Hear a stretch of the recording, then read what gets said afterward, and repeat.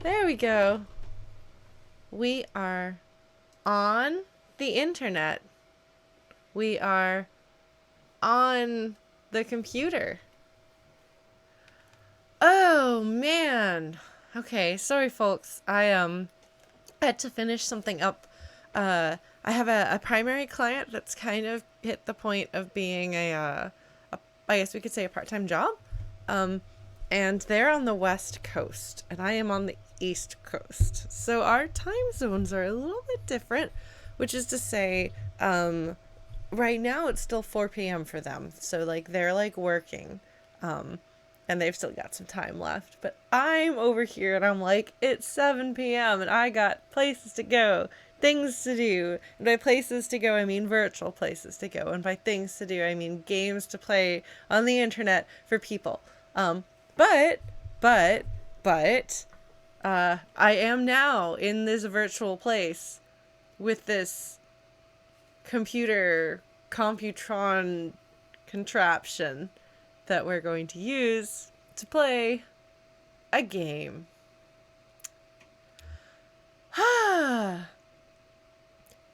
Yeah, this game, honestly, like, I thought I kind of knew somewhat what to expect.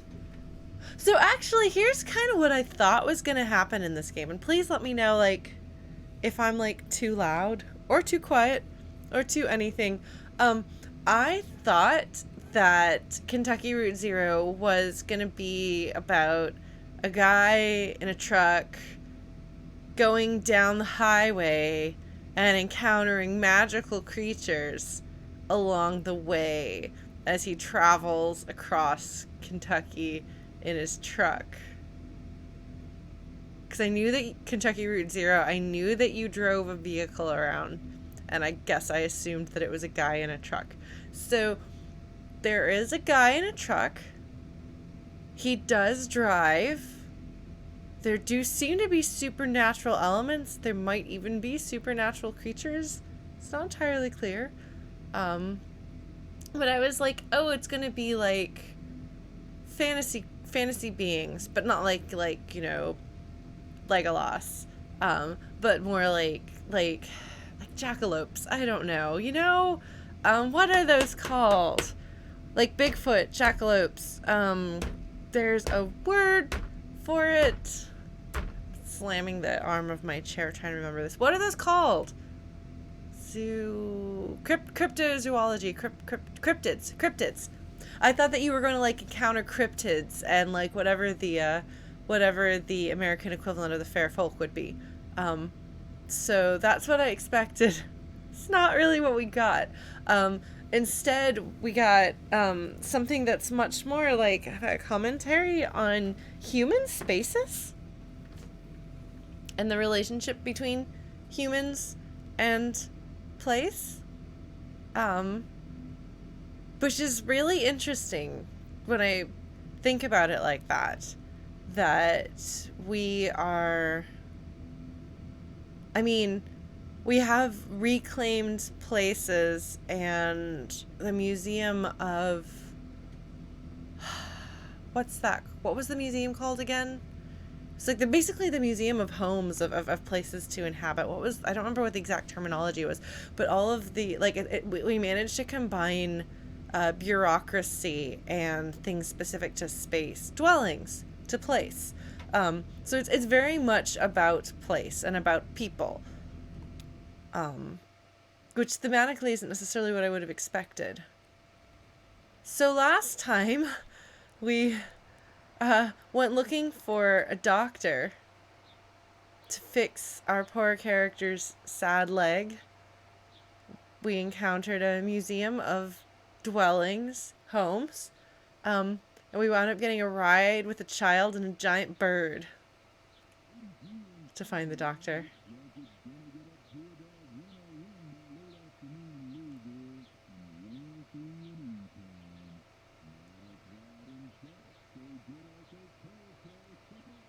That, like, I could actually, like, understand what he was saying. It's muffled, but I think this is the first time that there have been words that I've actually been like, oh, those are the words. Maybe because the radio announcers are extremely easy to understand. yes, last time we saw, oh, hey, Demiurgic Pen. Yes, so sorry. I didn't quite finish because I was like, oh, story's going to happen here. I didn't quite finish my summary of what happened last time. So after we got to the doctors, because we rode the giant bird and then walked through the forest with Child, and things kind of appeared and disappeared, because there definitely is magic and the supernatural happening in this game, no question. Hi, Pork Britches. What a great name. Um, then we had the intermission at the end of Act 2 was a play, which I had honestly a pretty hard time getting into at first, because it had so much of the like repetitive kind of empty dialogue, which I think was kind of the point, in that it was kind of supposed to feel like you felt kind of the every day is the same, every day is the same. These characters are kind of looped in a circle. They're not really going anywhere. They're not really satisfied. Nothing really conclusive is happening. Everyone's frustrated and kind of hopeless and trapped. Which is one of those things that's like super important to try to discuss in art. But Bacon Bloomers, that's also a great name. But it's kind of difficult, because in trying to capture that feeling in the audience, sometimes you capture it too well. And because I am aware of having an audience of you guys, it actually kind of makes it hard for me, because I start to wonder, is my audience getting bored about this thing that I am the audience for, that I as the audience am supposed to be kind of feeling that like boredom and repetition? Does it like hit you guys twofold? And I wasn't sure. But actually the play was pretty incredible as far as what it conveyed and how it fit in emotionally to the experiences that we've had in the game so far.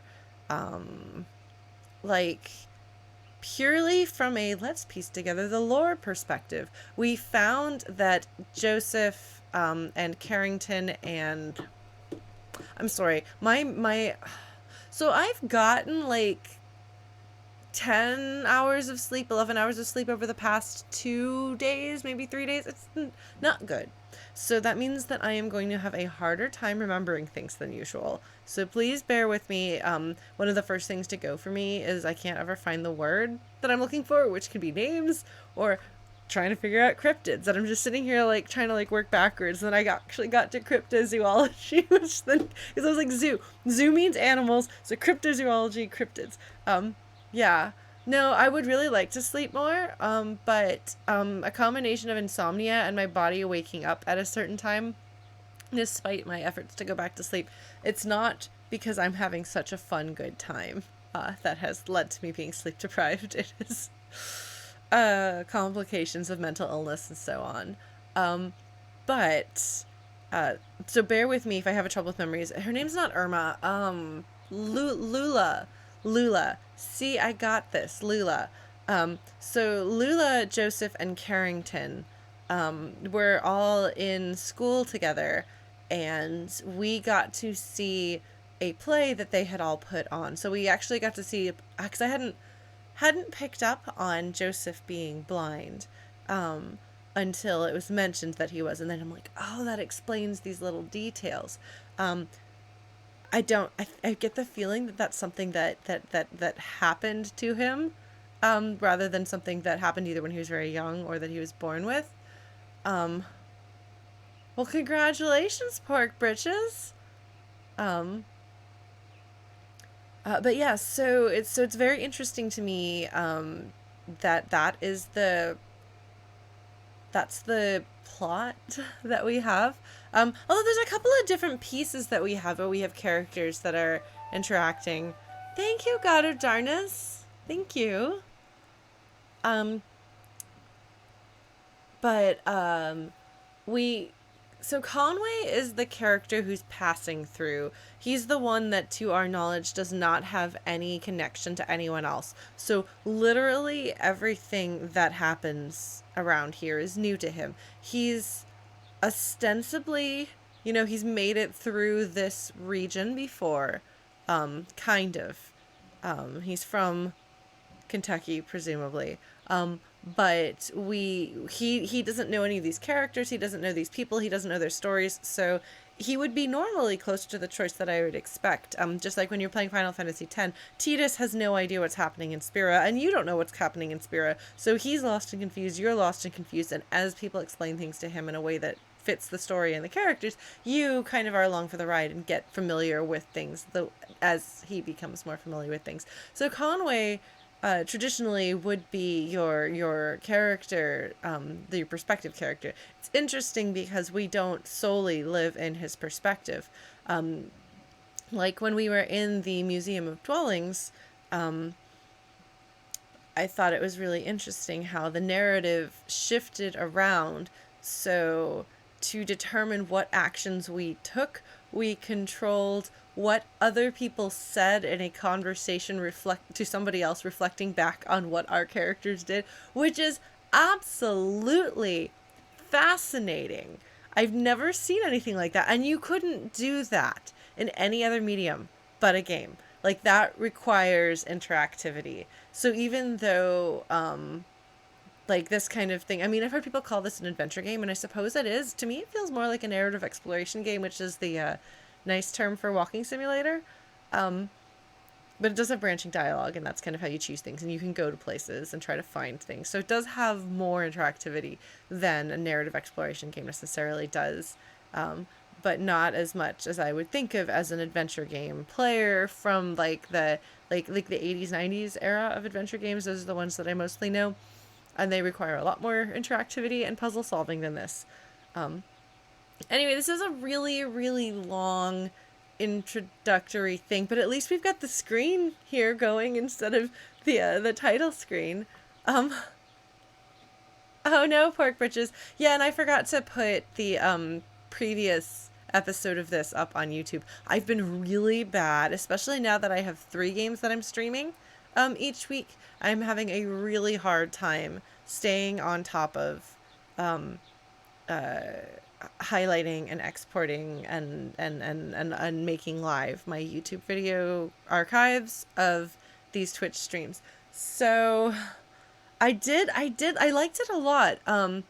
I think I was saying, I think a little bit before you got here, Andrew, I found the beginning of the play to be really kind of difficult, especially to stream, because I was getting bored with the intentionally boring dialogue, and then I was worried more about the experience for the audience of you guys, and so it was kind of like a multifaceted discomfort.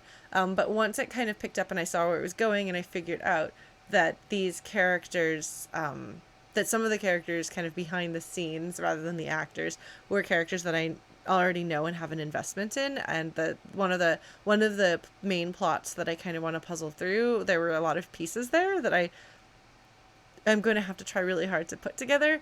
That was really interesting.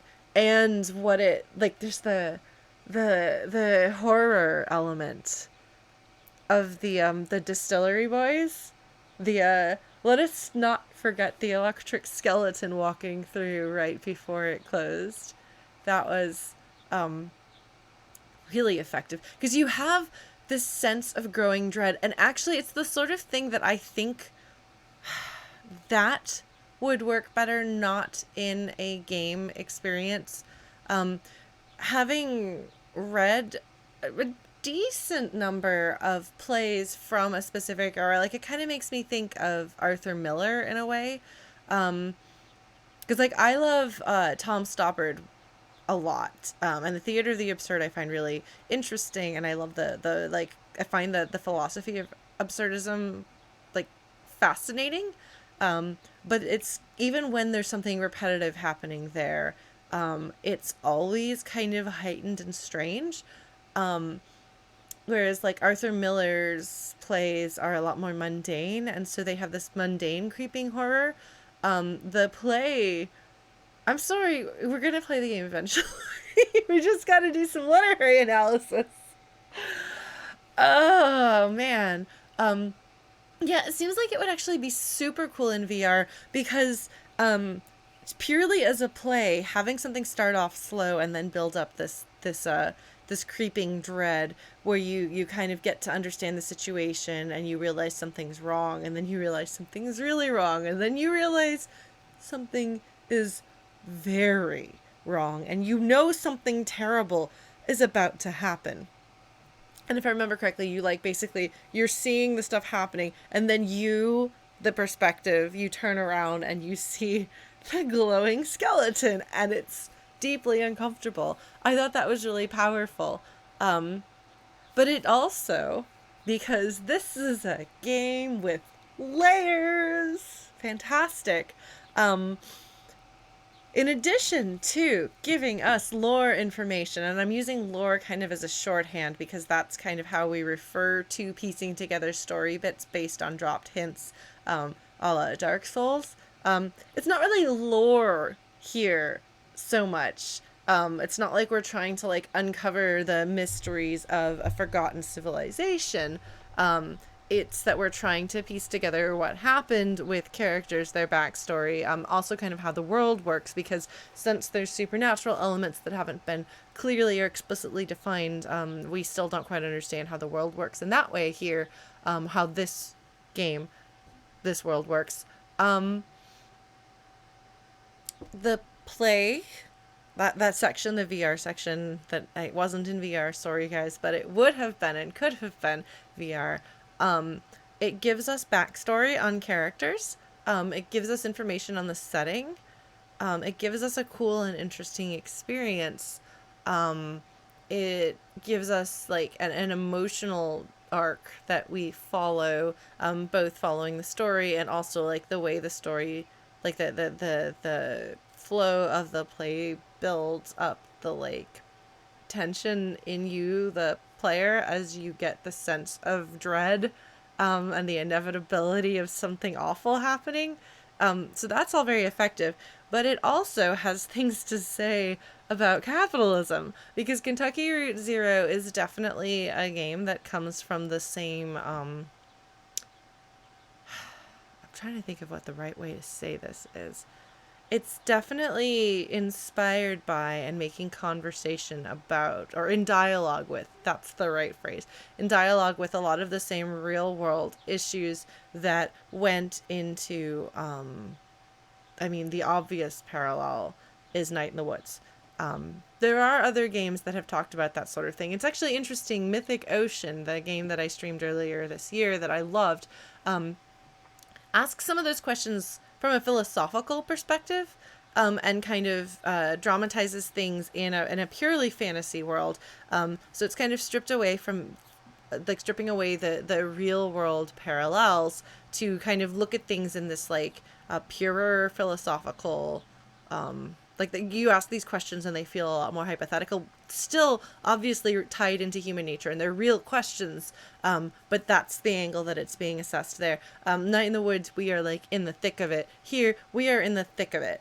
I don't know if there is a subgenre name yet, for God, highly specific, for like surrealistic magic realism, blue collar Americana, adventure / narrative exploration games that assess the human consequences and dangers of unchecked capitalism and the importance of labor movements in the real world. But if that is a subgenre, it is a subgenre with 2 entries. And probably others. Hey, if you come across another game, maybe we can make a trio. But yeah, Kentucky Route Zero. And the thing is, it's, I don't know. So the fact that play ended with, basically like the dangers of payday loans, loan sharks, like the whole thing is about debt and loans. And even like the consolidation of debts, the selling of debts, which like, does that happen outside of the US? I don't know if we have any international viewers here, but the idea that you owe money to a company and then that company sells your debt to someone else. So then you owe Tacoma! Thank you. Tacoma takes it in a slightly different direction in that they're near future science fiction dystopia.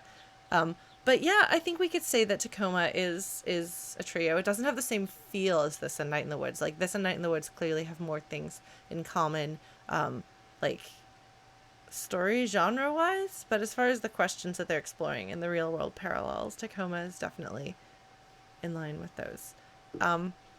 Anyway, it's actually kind of like the worst thing, or I think, because we'll get to the game in just a second. I promise. But again, you're here, you're watching this, presumably you have patience for this. Much as Americans just kind of assume that healthcare being the way it is for us now is just the way healthcare is, until we start talking to people from other places where healthcare is different and realizing, wow, you don't have to ambulances don't have to bankrupt you and destroy your life by costing over $1,000. There are alternatives. It's amazing.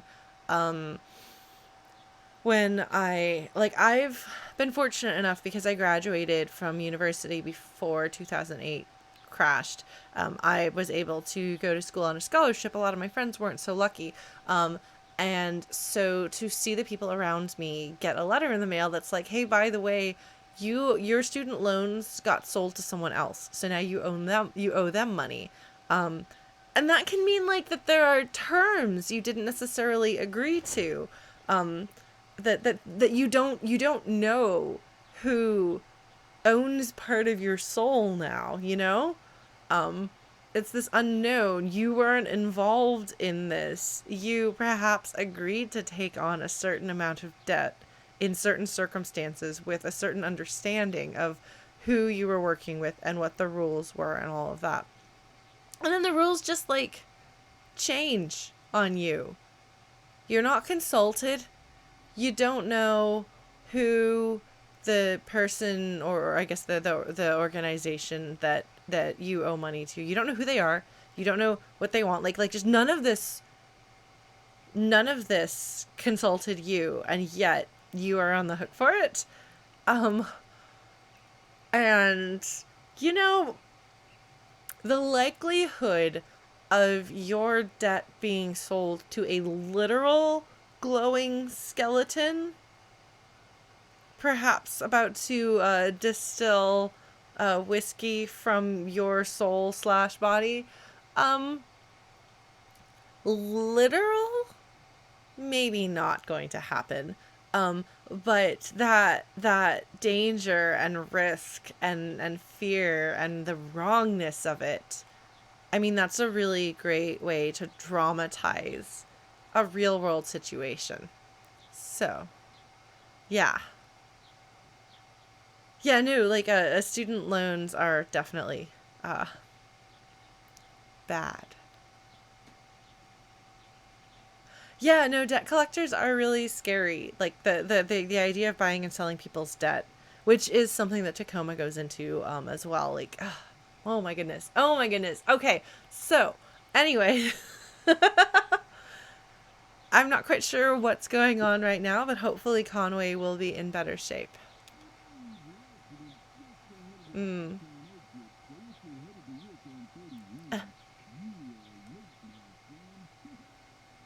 Ha ha ha ha ha, he says.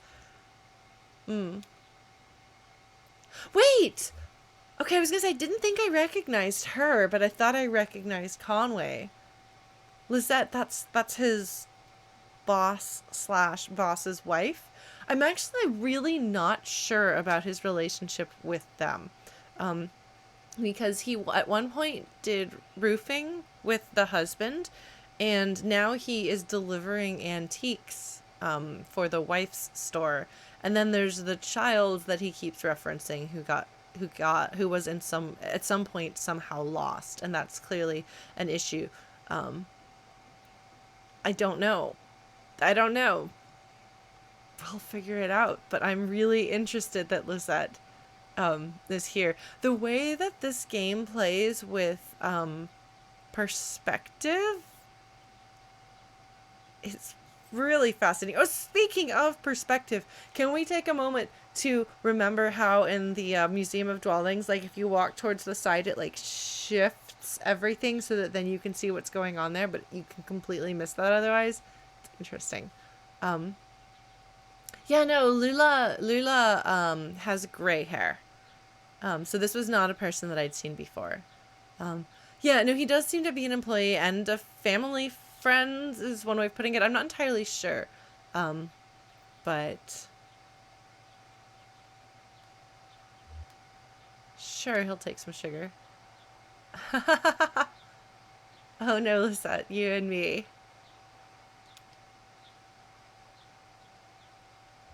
Uh-oh. Oh my god, I want to know all of these things. I want to know everything, all of the different angles. Uh, I can't imagine Conway asking that.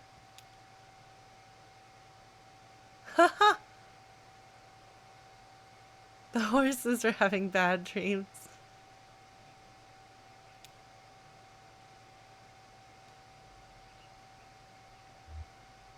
The horses were troubled.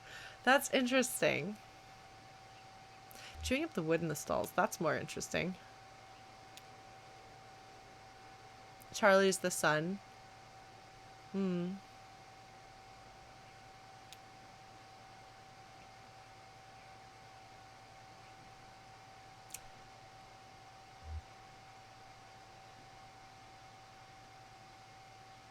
Yeah, that was kind of actually what I was afraid of.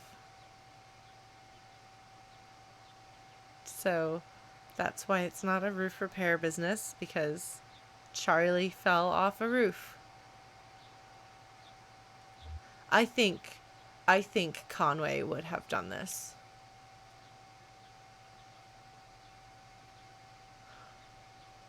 She's quoting Conway.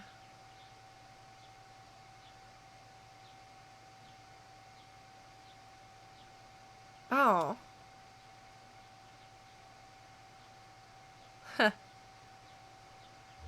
Oh man. It's so interesting that the answers that you give shape what happened in the past, which I guess actually is not that dissimilar from the way the Museum of Dwellings interviews play out in that way. It's just that the perspective character answering questions is different. What did he want? Aviation.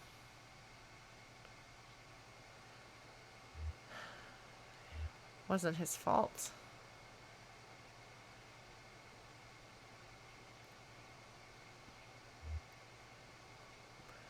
So this is beautiful writing right here. Like just there's a lot of simplicity to a lot of it, and it feels like poetry, and they establish that and kind of clue you into that. I've commented on this before, but they clue you into that when you write poetry for Joseph. It kind of gets you thinking about the dialogue like poetry, because a lot of the dialogue flows like that poem does. Because like these aren't like the reason why like you get to say these things, and like maybe there's a small difference in what's going to happen or what this says about Conway as a person, but also by giving you these three answers, it's like it's a poem and it has three words at the same time, kind of like grouping them together in a way, like it's somehow expressing multiple facets of a single idea simultaneously to give you a stronger sense of the feeling that you should walk away from it with. Yeah, it's really interesting.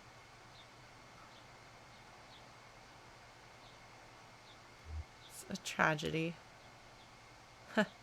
She probably wouldn't change her answer regardless of what you said there.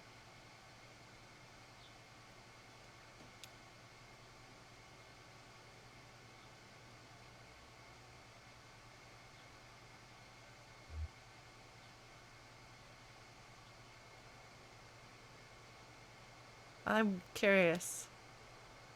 Couldn't come in person.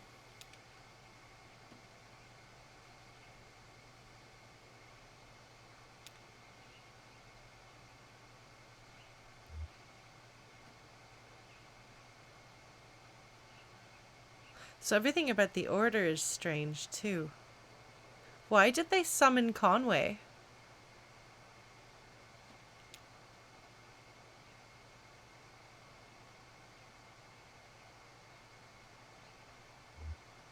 Legacy. That's definitely what she means. Is she dying? I mean, she says she's clearly forgetting things.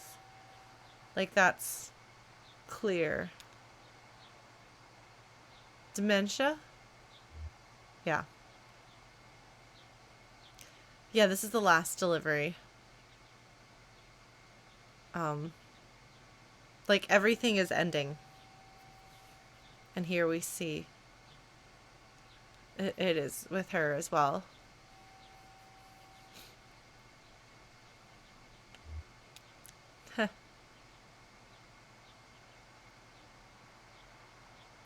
That's, I mean, one of my greatest fears. I struggle a lot with losing words. I've had a terrible fear in the past year or so that I was experiencing really, really early onset dementia because I was having a harder time with words. But there are so many factors that can contribute to that sort of thing. The brain is a very, very sensitive machine. So any number of things like major life changes or emotional issues or that sort of thing can affect its ability to function. But the thought that you are going to slowly start losing yourself is terrifying. Yeah. Anyway, I don't think that I have early onset dementia. I think it's a combination between having had some really emotionally difficult stuff the past few years and probably undiagnosed, untreated ADHD kind of coming to a head. So that's interesting, Gundy Butt. I think that makes sense. That's interesting. You kind of wonder because the thing that makes me wonder about that is, how much of who we are is shaped by the experiences that we have. If you forget about those experiences, if those like fall out of your head and kind of cease to exist, does the imprint of those things having happened still shape who you are? Like, do you take the like relief of like I guess again the imprint of that even after the memory is gone? I don't know. So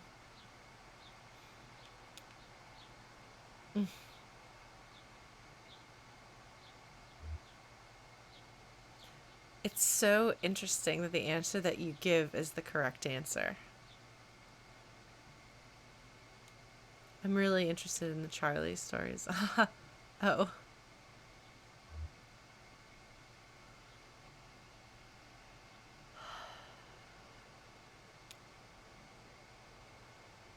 Oh.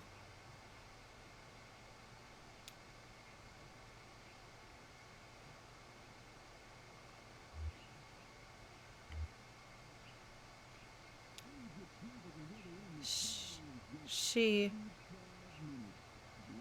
brought to you by a consolidated power company. Turning your humble home into a mansion. So she's going somewhere. She's going to a home presumably where they can take care of her. Some sort of assisted living. Here comes the shadow creeping over. So interesting, and yet the window. Ha! Like a fire. Now her shadow fades away. His leg is bones. It's glowing bones. No, it's like the skeleton that we just saw. I know that he tried some experimental drug that the doctor was being paid for, but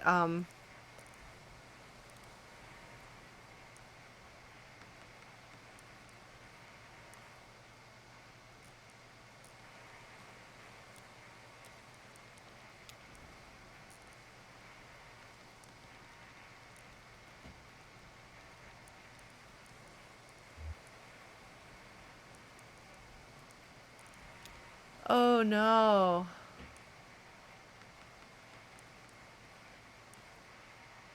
Oh no. I'm gonna go through the rest of the game with a creepy owned by the distillery boys leg. Some whiskey they gave me there. I'm gonna turn into a skeleton.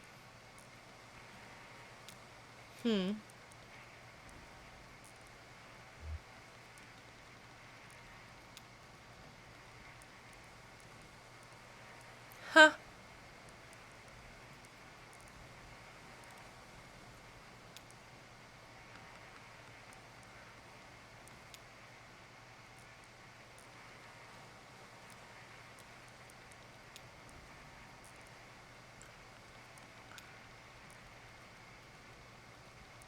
This isn't my leg.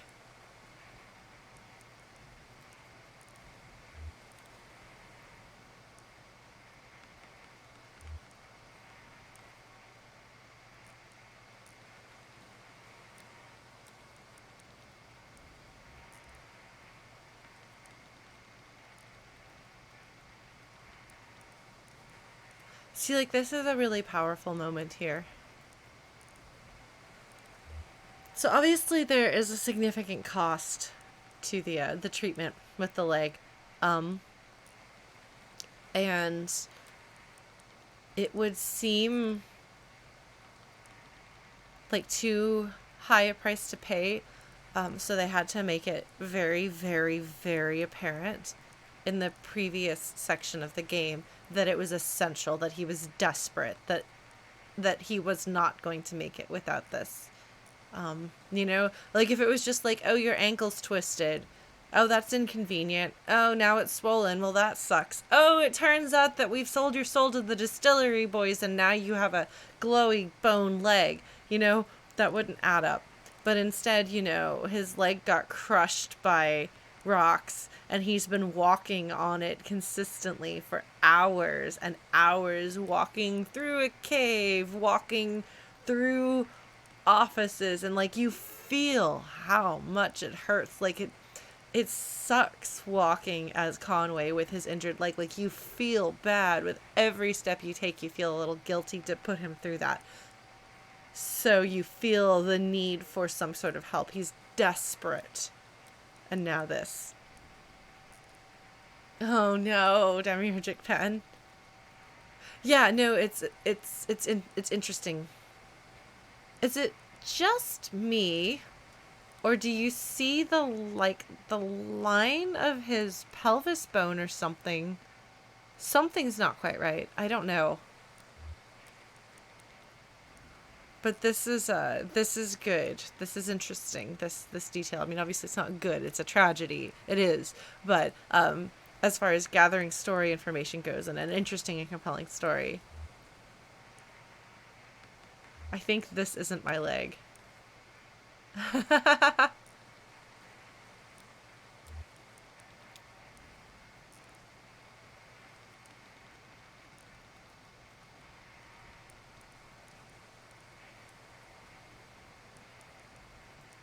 Oh, so nobody else can see the fact that I have a glowing skeleton leg. All right. Okay.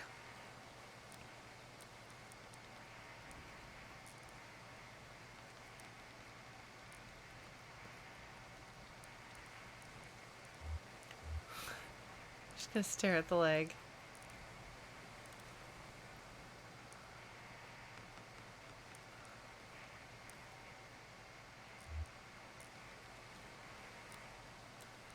Oof. Oof. Oh, there's my pups. Hmm? No? No, that's not my pups. Yeah, so side effects. His hands shake. Huh.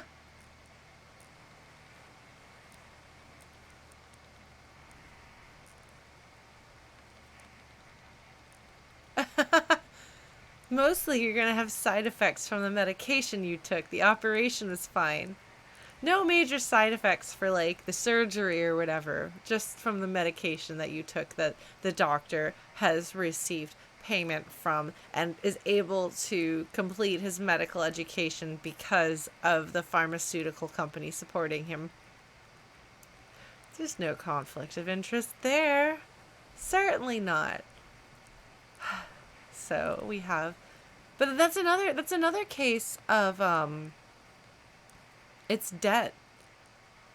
The doctor has debt, his medical school debt, and he's passing along the costs of his debt onto his patients, onto other people. So it's the same sort of thing, especially not being consulted as the terms change. Obviously, Conway wasn't really in a position to say, no, I can't get treated. I turned down your offer of treatment. But there's a policy that he agreed to, or that it happened, and now there's a binding contract that he didn't agree to.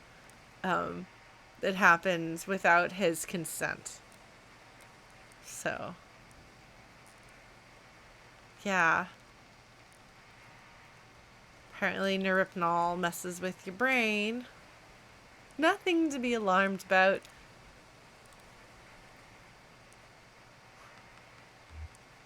What do I clean it with?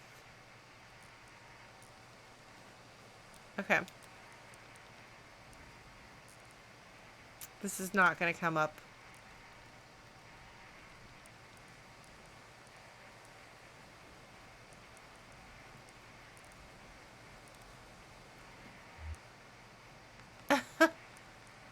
I have an early fishing trip, so I will just push through your bill.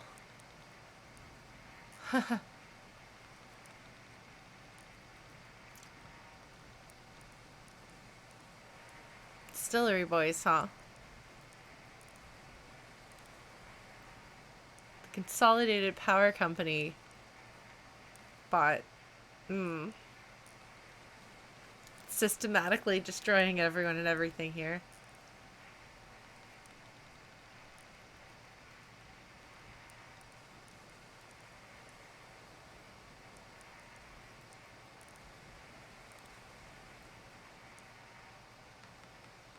I mean, his leg is glowing like electricity.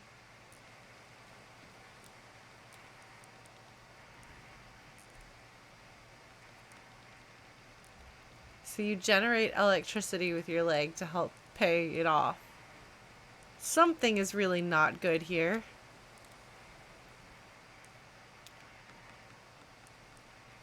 Many things are not good. Well, that was deeply uncomfortable.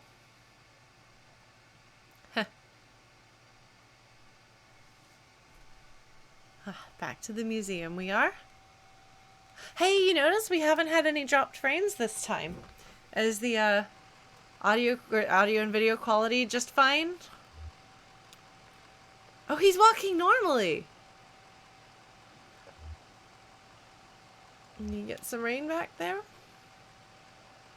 Oh, you get some rest back there. Yeah. Ha ha.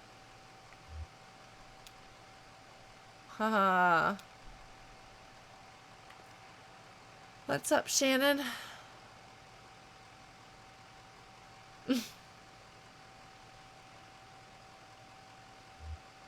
Don't like to take medicine. He's a doctor, right? You can trust them. And to be fair, like, I've known a number of wonderful people in the medical profession in various ways. Just like I've known some incredibly good lawyers.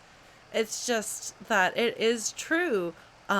Pharmaceutical companies have a morally reprehensible amount of sway over doctors. And it's appalling. I mean, it's just so, yeah,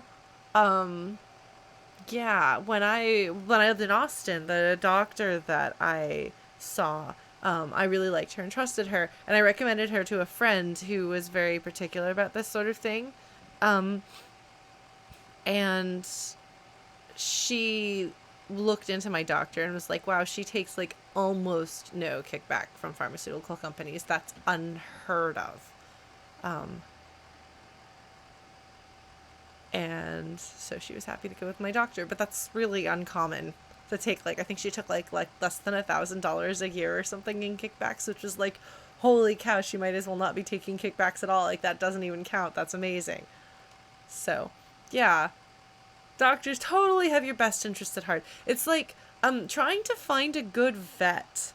I had my cats years and years ago.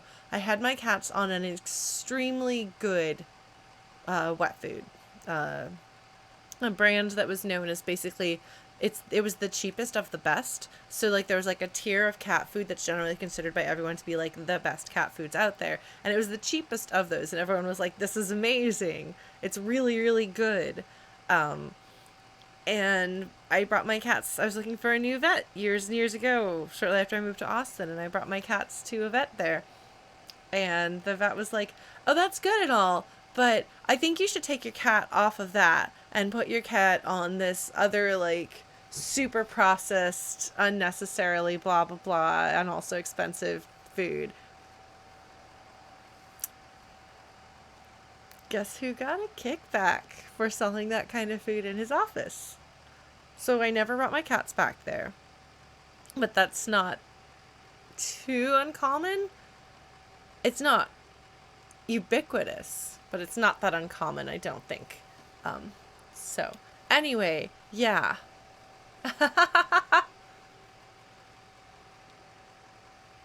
Oh. Oh. Ah. Ah. Okay. We're getting into immigration here too.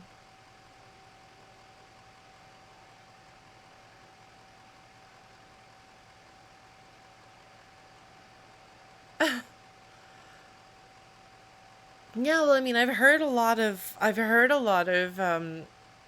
both like quackery and superstitious stuff, and like if you can't afford medication like from doctors, you have to come up with something.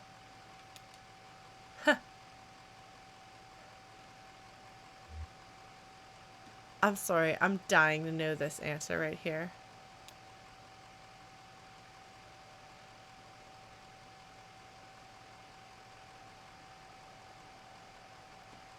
Interesting.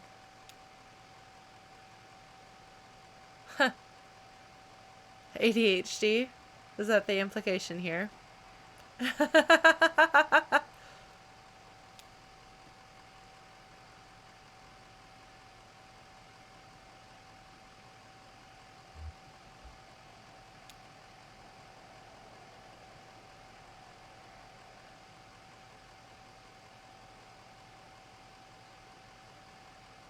Huh.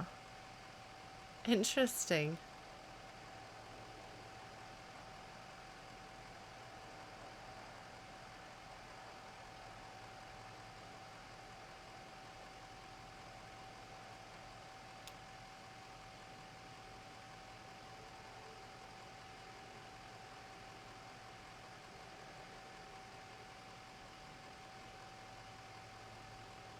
I mean, and then we have less spare writing that is still absolutely stunning.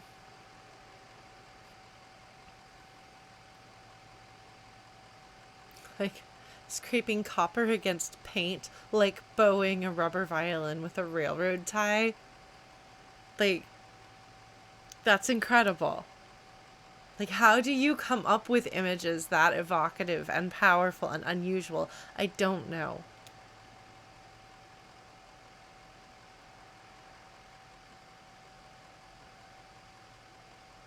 Huh.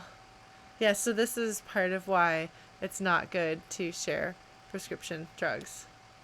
Yeah, no, bird cages have been significant in this game. Oh, hey, look at this. Let's do some things that aren't the truck. How's that sound, folks? What if I didn't go where I'm supposed to go?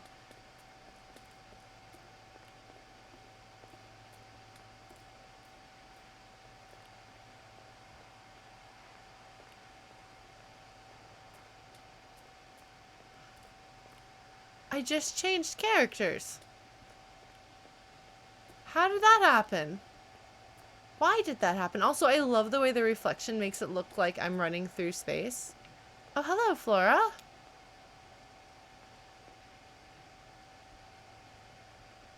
I think we're friends. They're actually kind of weird. That's true, there was a bird cage on the Zero. Yes, so we're going to continue seeing interesting things in the story that reflect what we saw on the Zero. You like the rain? It's the boat for.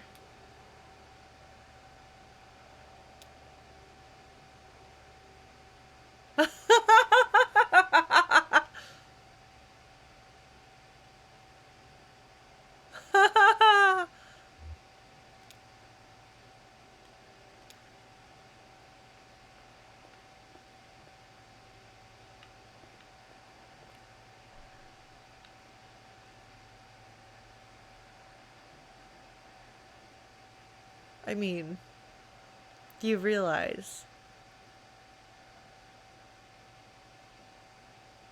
There were cages on the, what's that called?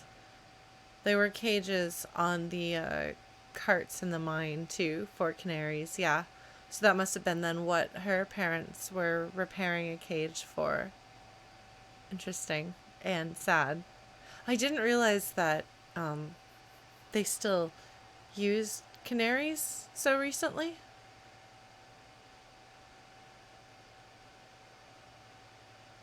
If they do, and that's not just artistic license.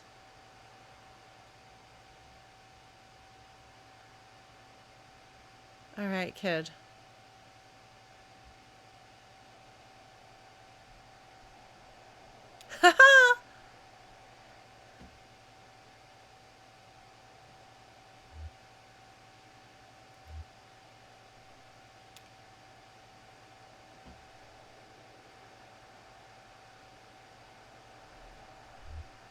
Boat beneath a sunny sky.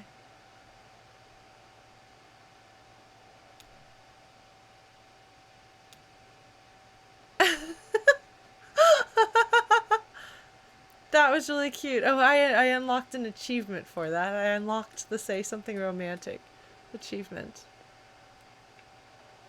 Huh. Look at this though.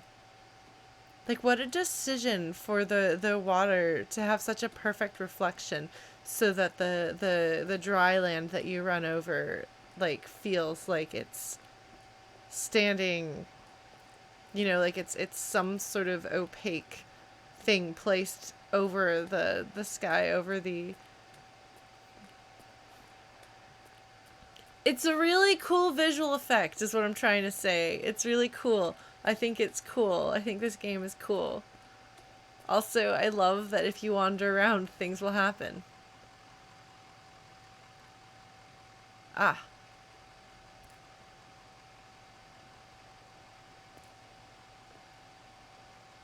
Look. Look at his legs. Yeah, like there's a light. There's a light that comes off his replaced leg.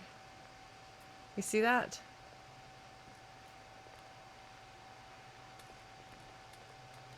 Hello, child. We ran around in circles. Is Flora here for me?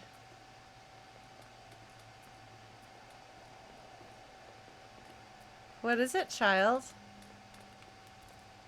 Huh? Oh, okay.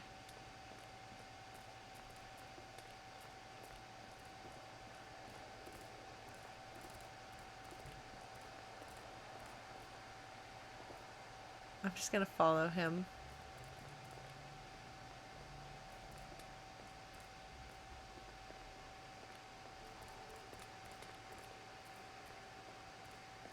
Ah. Ah! Such an interesting little change. Well, shall we truck off into the wait!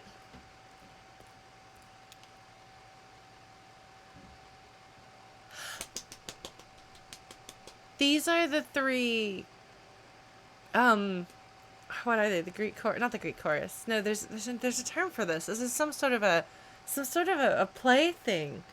A thing in place. Not a Greek chorus. What am I thinking of? Isn't there a thing? Every day of the year except Labor Day. Oh, hey, Chrono. Thank you for subscribing, Chrono. I don't know if they're quite a Greek chorus, because a Greek chorus tells you what you're seeing in a way. Like, they provide commentary on it, whereas like these characters don't necessarily directly provide commentary on the plot that's happening.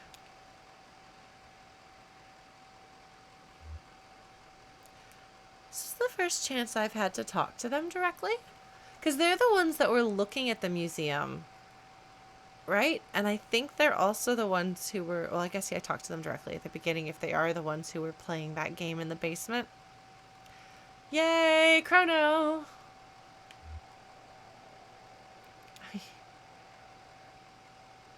They don't hear me. She's encouraging him to break in. Oh man, yeah, so they don't.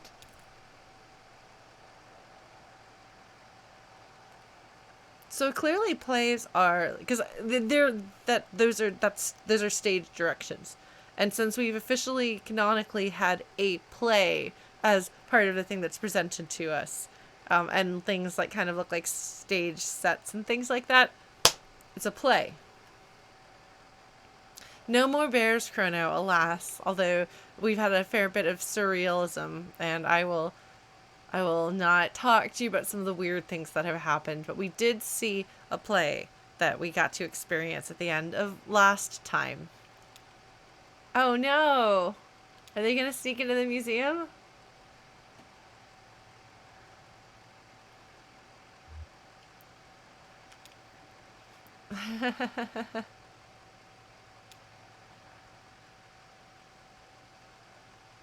Bye, Kerno. Take care.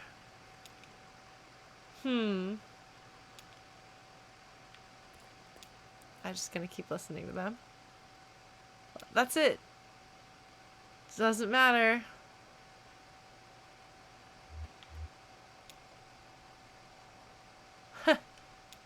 They kind of can hear me, kind of can't.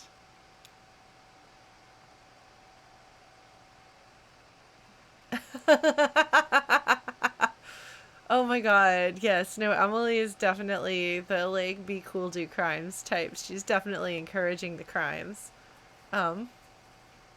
So. It's all up to us. That is an interesting way of thinking about it.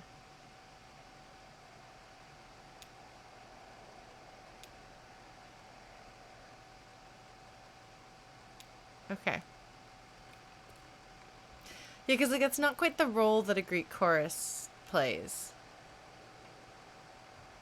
But it's something significant.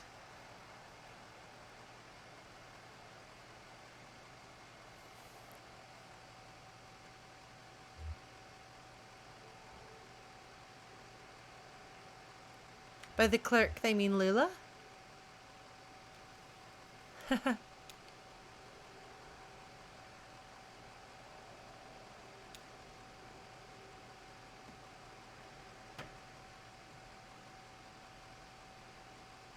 go to the gas station.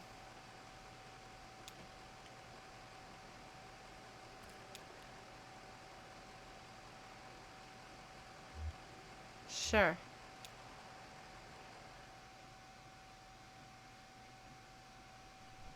The bird! The bird is still here. What?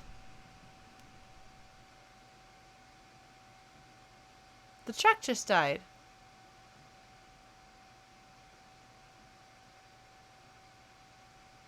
A tree. Our location is a tree. All right.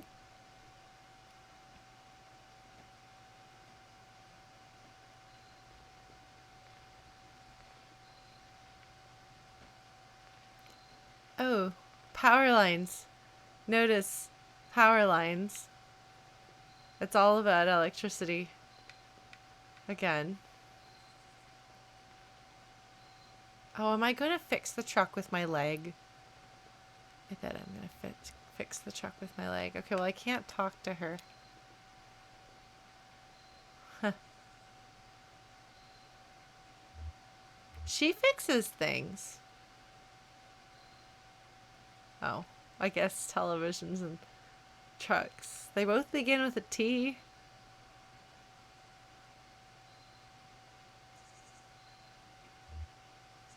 Yeah, I had noticed the truck always stays running. Superstitious. Huh.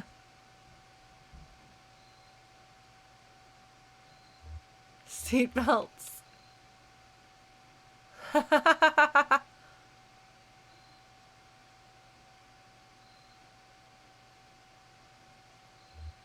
It does look like a road crew's been out here.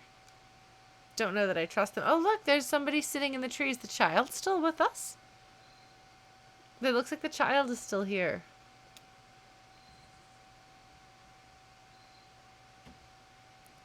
Lucky boot. Mercadet. Wreck recovery. I can't read the name or the number on this flyer, but it looks like a picture of a tow truck. Does that mean he can't read?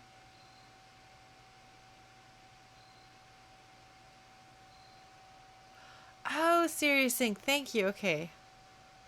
I guess that makes sense. I know a little bit about coal country since I lived in Pennsylvania for a bit, but the flyers. Okay.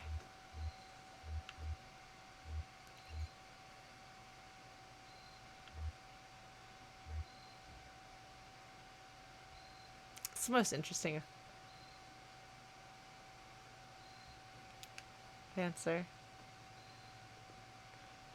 I want to talk to the child. I don't get to talk to the child.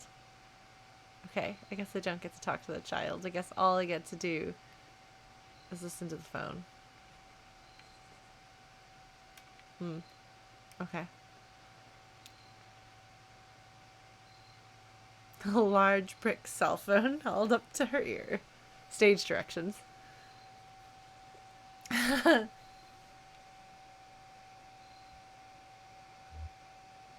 Sleepy. 23 hours a day. Ha! That's funny.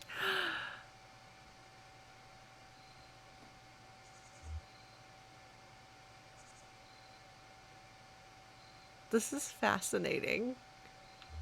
This is fascinating. It's interesting to play out different sides of a conversation.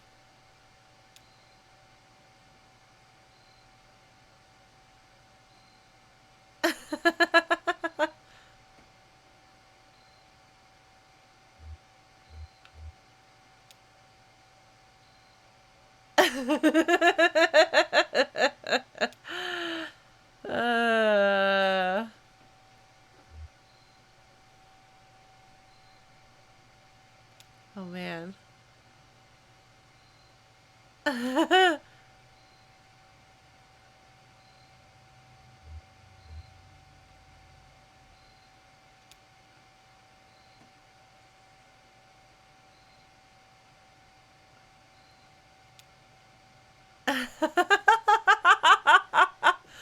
I'm sorry. I'm really amused by these responses.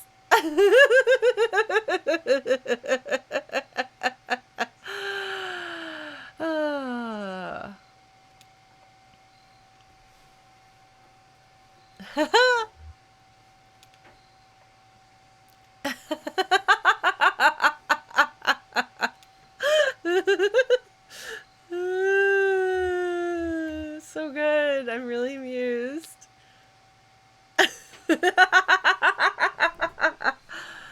Oh, Oh man, I have never seen the movie It Follows, although I've heard of it before. Isn't it a horror movie? That would be why I haven't seen it. Um, I don't know as far as location, not location, time. I don't know.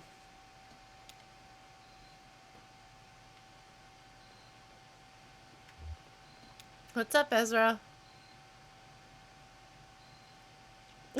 Sure, but I don't mind. Are you? Most of the time. Oh no.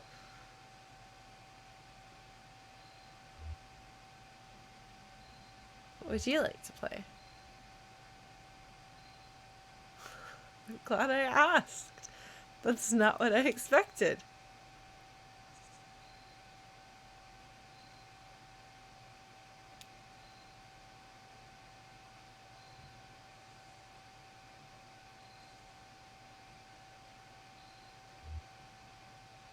Huh. This feels ominous. I'm really curious. Oh man, which question? Which question? I don't know. There's so many possibilities that are very interesting. Also, is this fortune telling game thing something that other people here have done? Because I haven't encountered this in my time spent with children.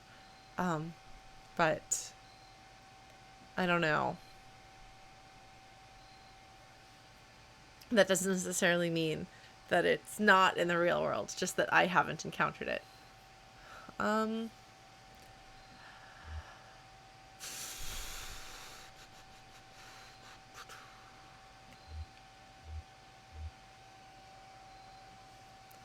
Oh, what? No, Gundy Butt. Have you never done the fortune telling with your hand? And there's like, if you like press down like on the this part right here, you press down with your thumb. Supposedly the shapes that pop up. If there's big ones, those are the daughters you'll have, and if there's a little one, those are the sons that you'll have.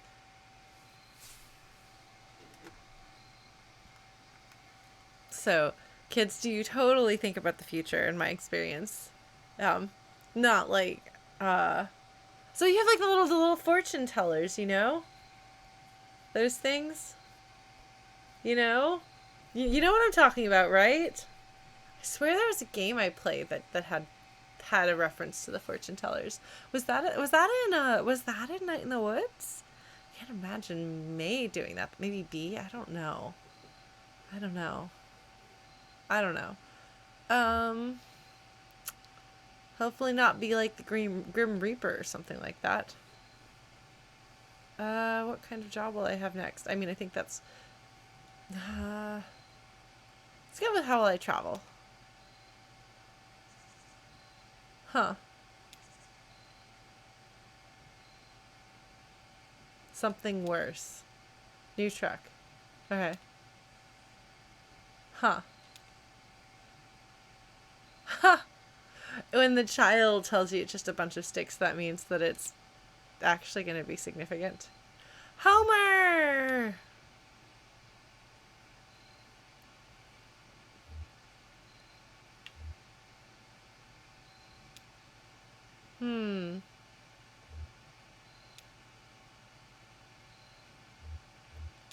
Poor Ezra. I do like that Homer is a chance for people to talk about their own thoughts, you know?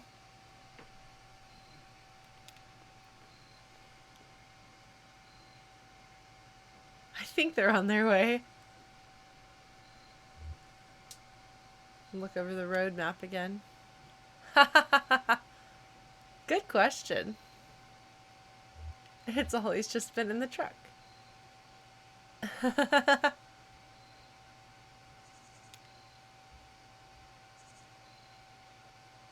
How interesting.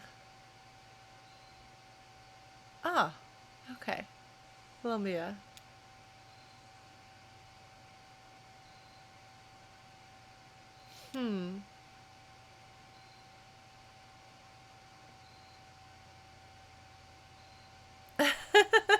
Oh, children. Here we'll find a cave in the cliff face. She feels a bit self-conscious, I think, whenever she opens up like that.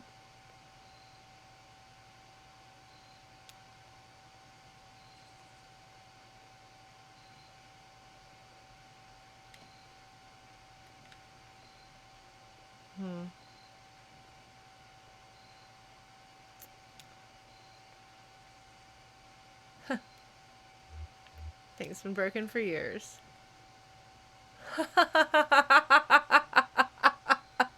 That's a good line, Shannon. Some College Station. Haha, College Station is a city in Texas where college is.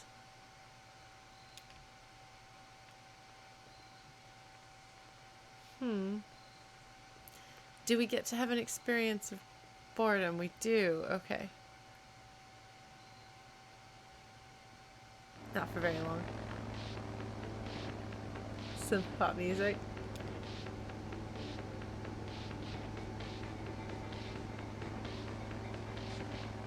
Junebug!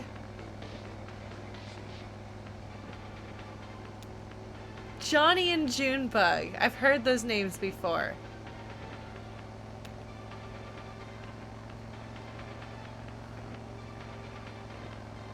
Huh. Where have I seen them before?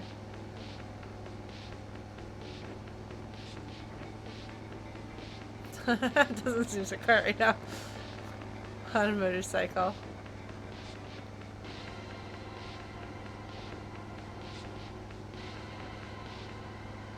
Oh, they were the musical act that was supposed to show up and never did when the bar got sold out to the distillery boys.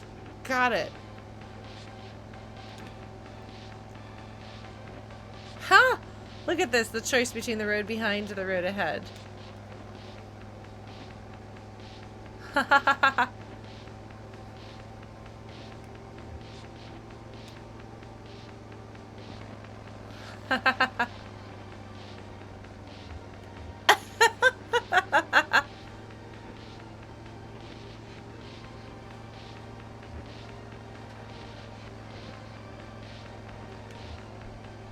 Sure.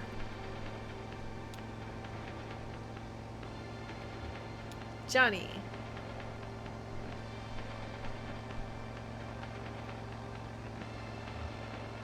I was gonna say, is this a song that exists? Is that a song that exists? Oh my god, she calls him Cricket. That's really cute.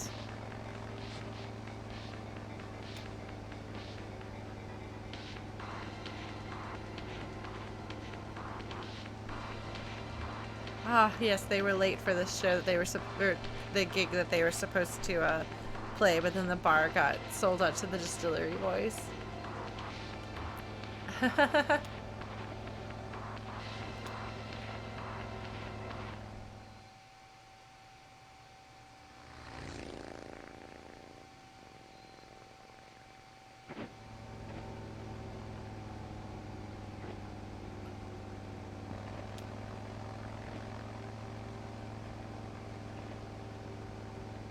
Wow.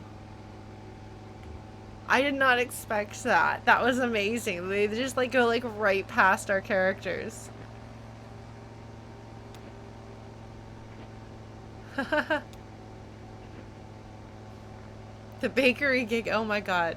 I've been paid in frozen bananas before for gigs.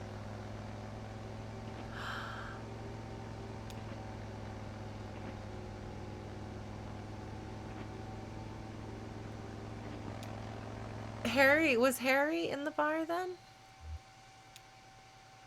Oh my god, they're gonna come back. That was a motorcycle. Who is him?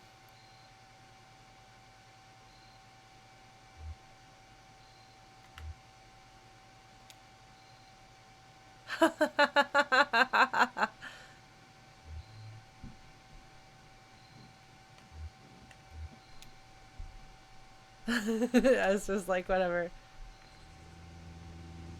Oh, you only get to have one conversation, so Harry was the bartender. Okay, I thought so. It's interesting, though, because it's the play, in the play, which is fictional. That's what happens, and yet here we are in the real, ostensibly, the real world, where we have characters who were putting on that play. But here are people who were referenced in the play, you know? It's interesting.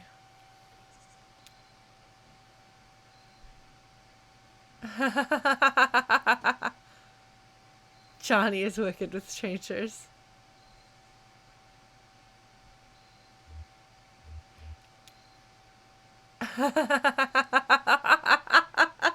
Oh, I love Junebug. I love this kind of character. I love this kind of character so much. Oh my god, okay, so there's a little bit of theater of the absurd here. Okay, there's definitely a little bit of theater of the absurd in this game overall.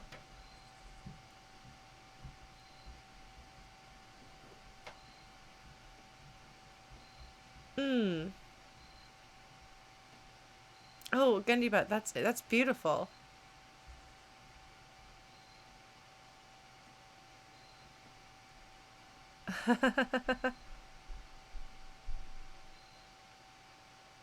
That's interesting. Don't know that I would have gotten that line of conversation.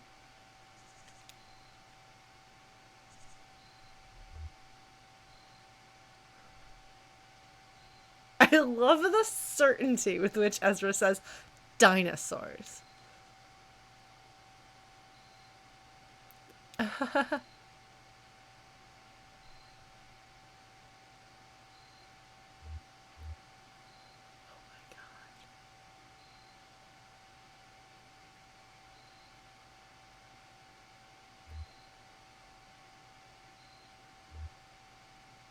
Hmm.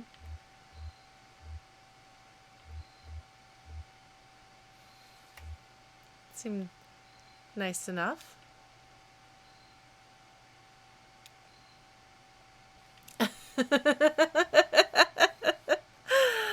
uh...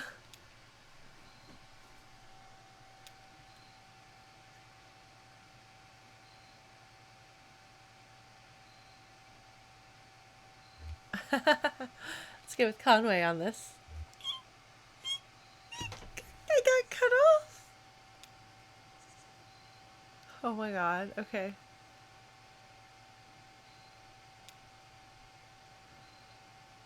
Hmm. Well, we're waiting for a toe. Hmm. Oh, thanks, Andrew.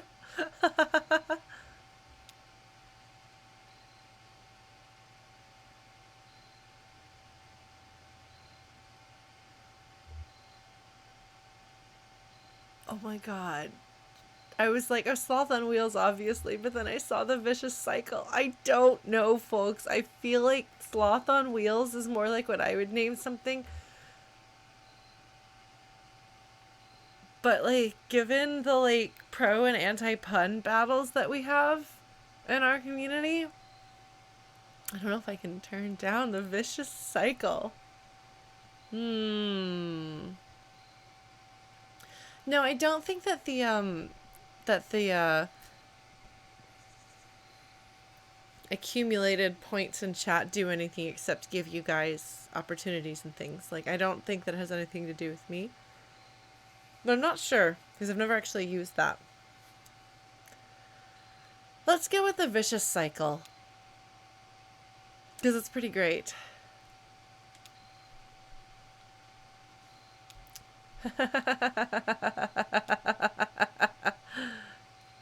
Alright, let's go to the gig. Very late. Like, decades late, perhaps. Harry Esperanza. Means hope, right?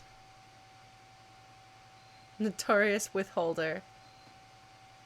Few bodies in the crowd. Because I mean, this is the sort of thing that would be just normal. Like, it's a fairly normal thing to say, but given, like, some of the stuff that's been happening in this game, I don't know that I wish to follow them to the purgatory bar where they are going, or hell.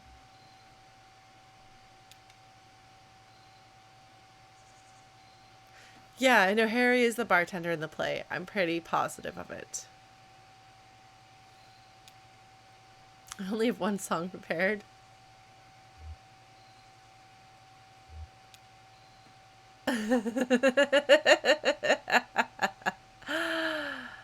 uh,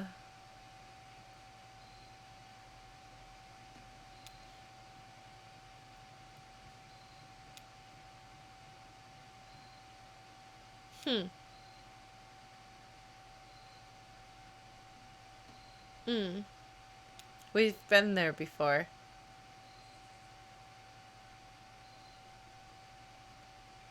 Mm. I do like the petting zoo. Certain we can get it running, huh?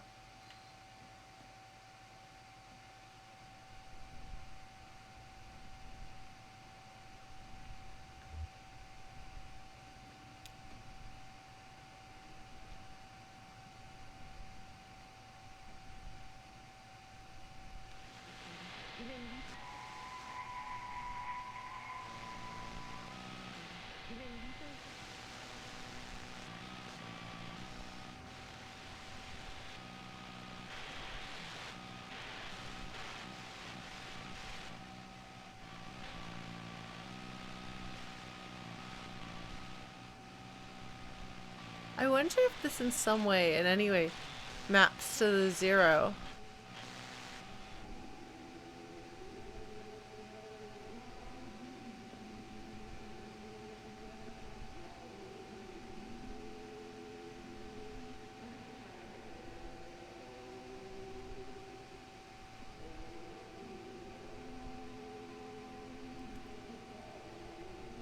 Recordings of the miners' songs.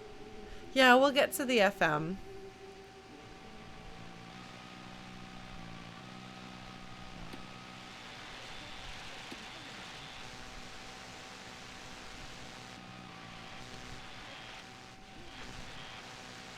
Sorry, folks.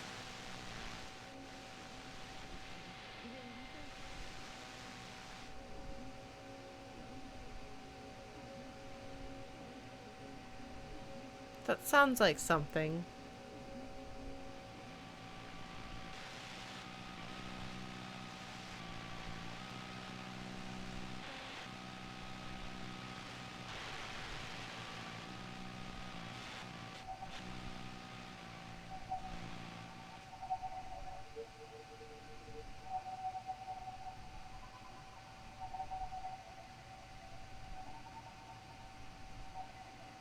This sounds vaguely familiar. There's something almost maddening about being just slightly, almost kind of able to hear, maybe. You know? Wait.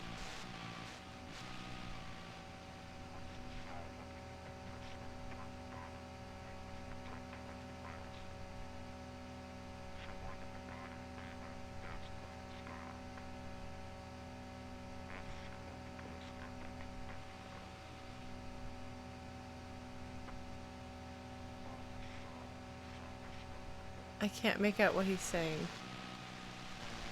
But I'm intrigued.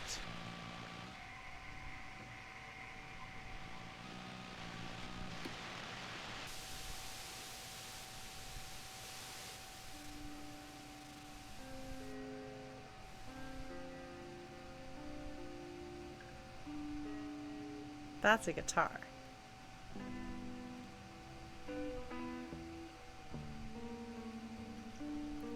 Sorry, friends.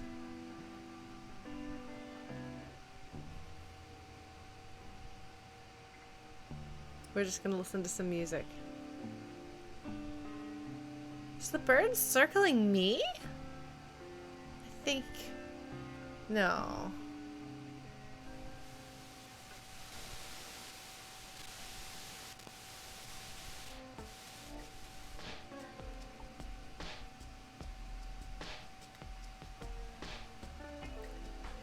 The piano is just like slightly out of tune. Yeah, well, I know it's Julian. I remember flying on Julian before. I just wouldn't have expected Julian to be hanging out by me. Although I guess if Ezra's riding with me, that would make sense.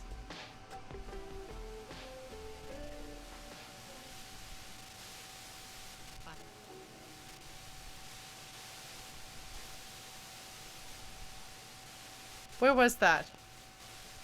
There were words.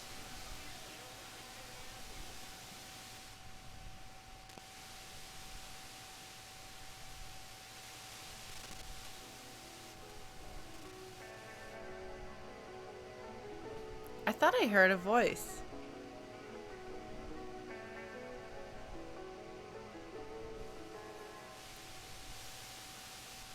Kind of makes me think of trying to puzzle things through in Oxenfree, which I wasn't very good at. I wasn't good at Oxenfree, much to my dismay.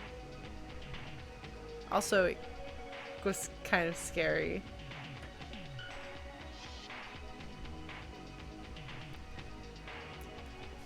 I like that kind of music.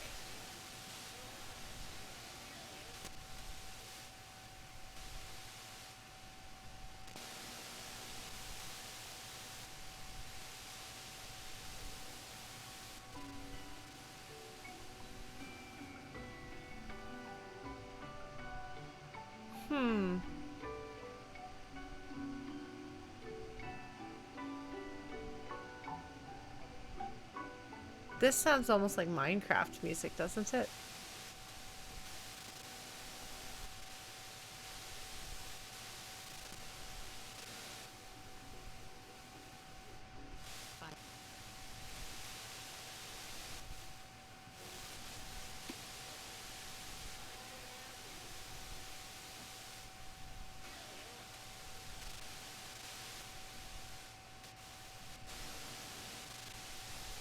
You get only the tiniest bits of a voice. Did you hear it? Did you hear it?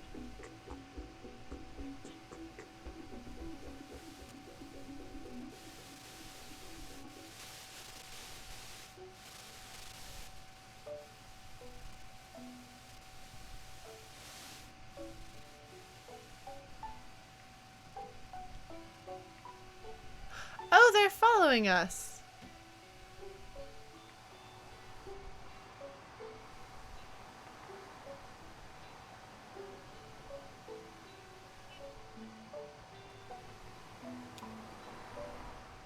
I'm gonna go here and they're gonna get mad at me, but I want to talk to Joseph.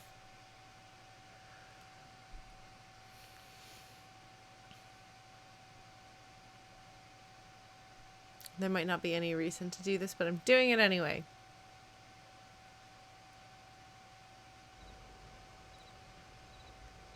Oh, the motorcycle is totally here. What does that sound? Oh.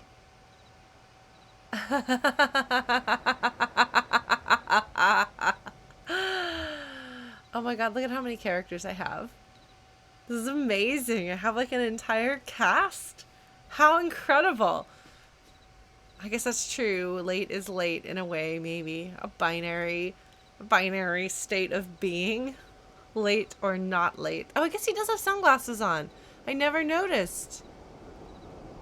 Oh, hey John, what's up? Oh man. This is such a good line. But I like the idea of Ezra interrupting.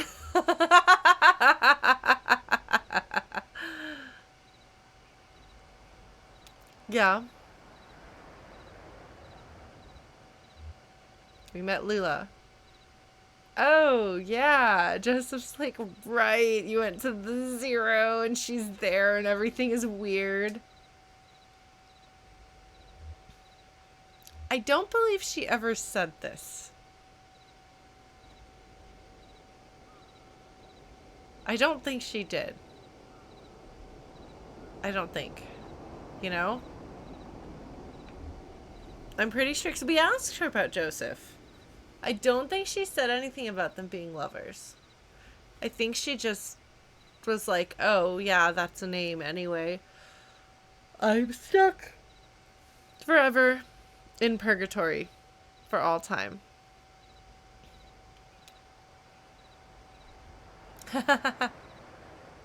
Oh.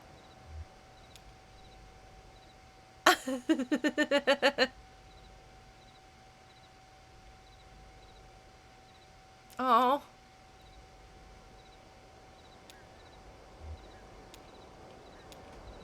God, my like creepy, glowy skeletal leg. Listen to that car.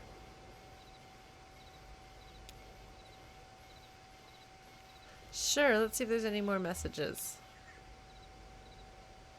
Rust archives. That's new. No, that's not. Wait, Rust archives. No, this is new. The wheat tree.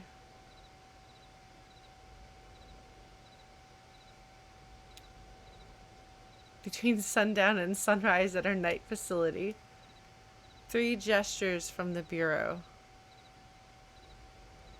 Joseph, do you go out into the zero sometimes then? Clockwise to the anchor. Counterclockwise to the whirlpool? I don't know that I've seen the whirlpool.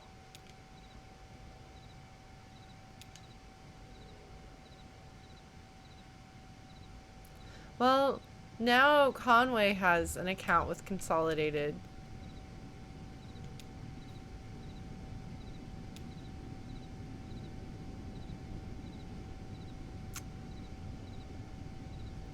Joseph hasn't paid his electricity bill. Dire.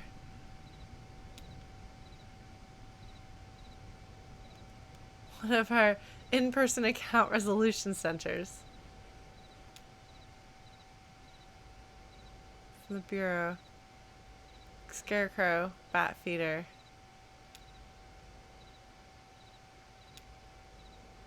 Huh. Alright, I assume those are gonna go in my books. Or my exit messages. Well, I'm glad we checked. It's a nice way of indicating that perhaps you should go check his computer. Oh, we have games now.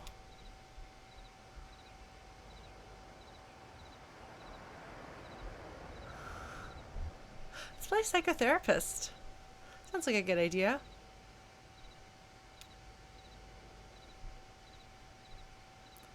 Oh my gosh.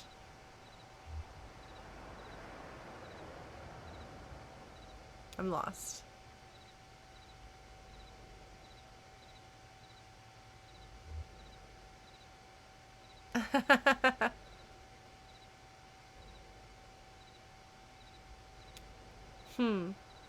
Yeah.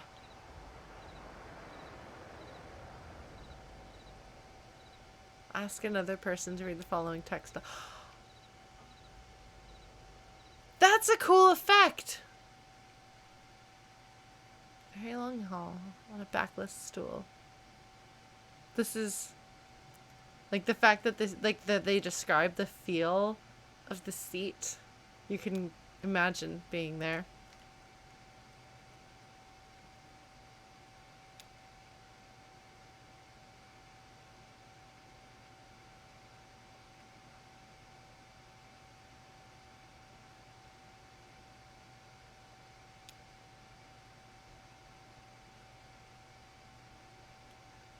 This is very, very repetitive.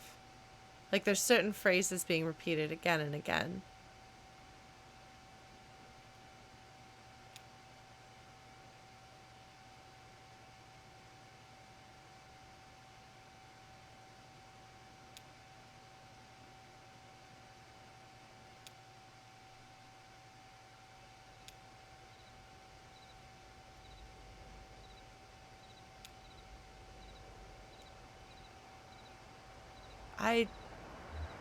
Oh. Okay. Sports medicine professional, 1973. I wonder. Oh, man. Oh my god. Well, what should we do? Study, hit the bar, or explore the forest? Let's explore the forest.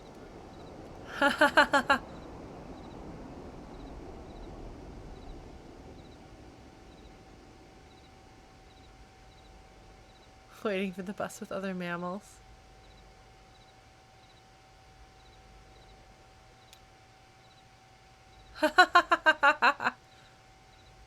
So this hiker.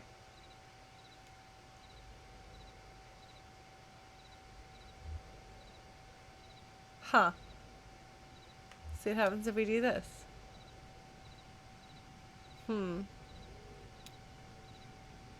Still a hiker. Pensive. There goes car, or maybe the...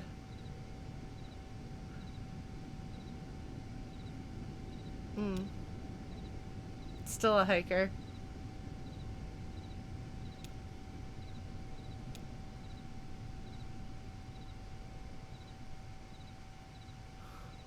Oh my god. We're gonna hitchhike. I'm a hiker that has hiking it. Score pensive. Let's try again. Do you guys mind? I'm curious. Status senior. We're gonna just do the forest, nothing but the forest. All forest all the time. Spelunker?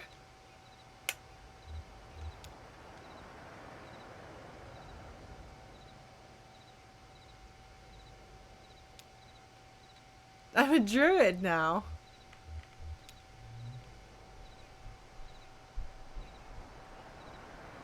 An owl decimates a caravan of mice. Live in a tree. It's a good tree.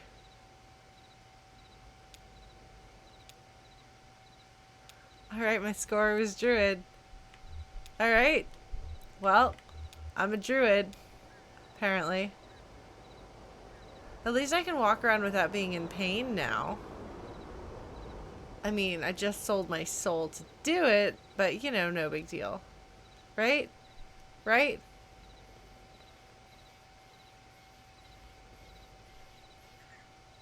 Is that the truck?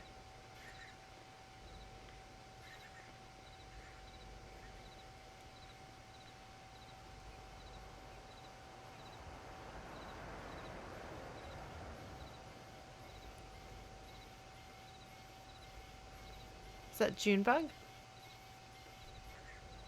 Junebug is a robot, guys. Junebug is a robot.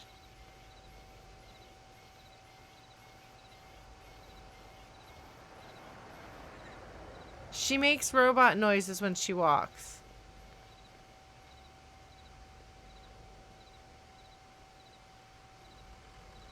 Why is Junebug a robot?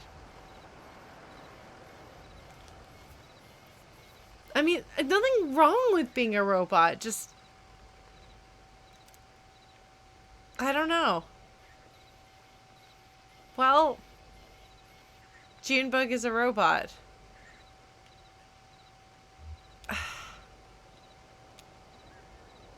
Oh man, I have a little caravan. Are they gonna go into the zero with me?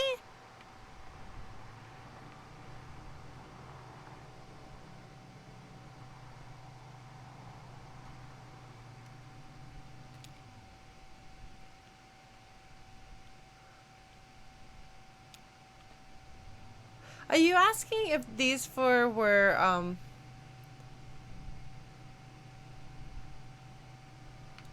Huh. Why is this... Sorry. I mean, we're late.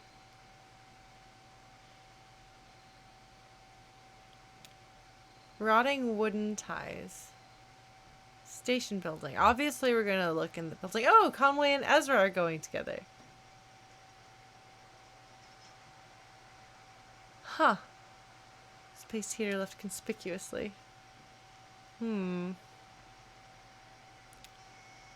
Huh. Let's examine the model train. Climb higher, obviously. Faith and athleticism.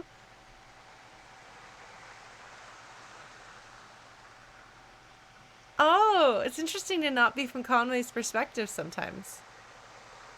Shannon is the fighter, Ezra's the wizard. I don't know. Whatever Junebug is, she's definitely chaotic something. I feel like she's a rogue.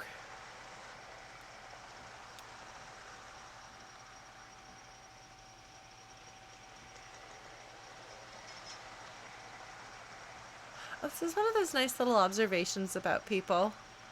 People do things without realizing they do them, and then you, as the other person, reference them in some way affectionately, and then they get self-conscious and stop doing it.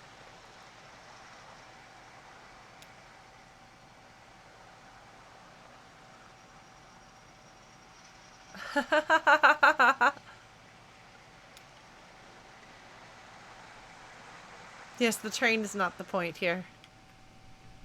No. The train is not the point. Sorry, child. Well, what's wrong with being a little more late, right? By the way, I'm pretty sure that the truck is slower than it was before it had issues.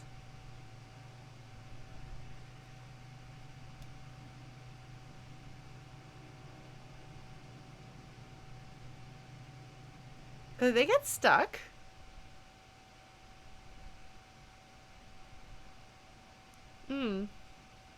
Let's walk. Why would you ever drive away? Examine the apples. Oh, that's not what I meant to do. Toy ham? Huh. A fake picnic. How fascinating.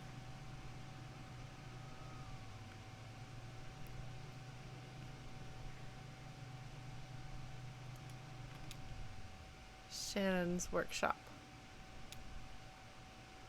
Enter the workshop.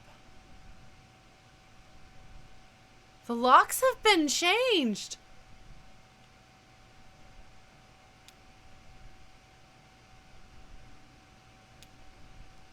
Huh.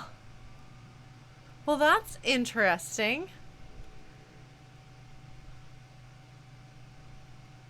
And of course, the way she just kind of takes it in stride. She's like, oh no. I guess this happened.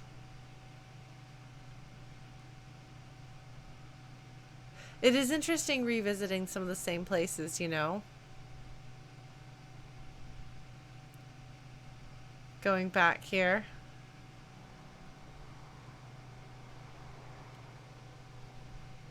Raider Hill. Oh.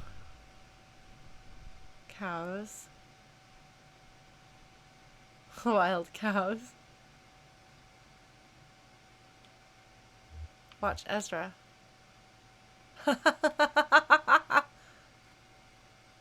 Oh, you hear the sound? For rock being skipped.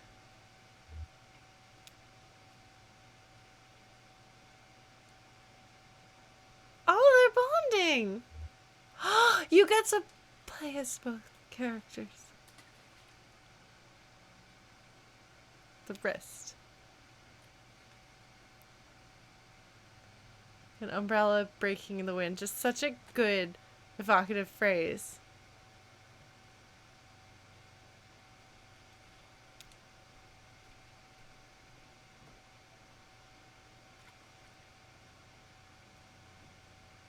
Ah!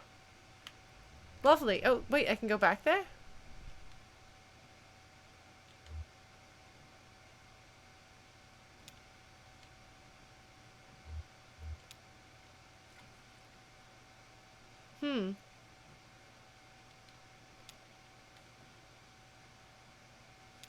Okay. Interesting. Why is that the place that you can go to again? I wonder. I do appreciate now that... Oh, look, do you see the motorcycle is, like, taking different paths? Wait, hold on. No, that's not what I meant to do. No! I didn't get to do all of those. This is where I'm supposed to be. No! No! I have to progress the story now. Unthinkable. What's up, Homer? Huh.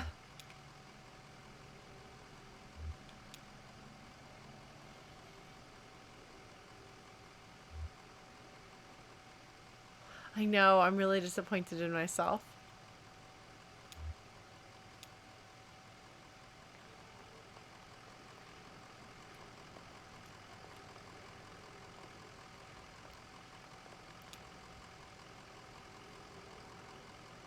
Can I break the game if I go drive off from here?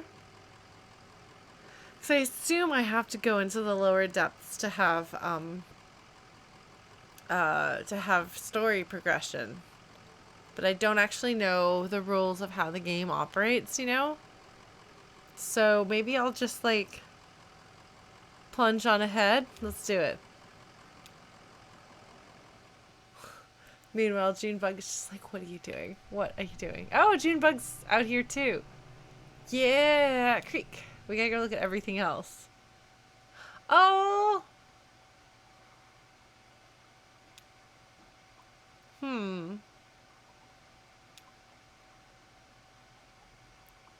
Oh, I'm gonna have to go. Oh dear. I'm sorry, friend. That's not so good. Nope, okay. Looks like the motorcycle is not following us down here.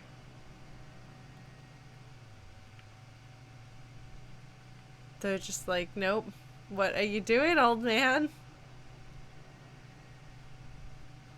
Driving.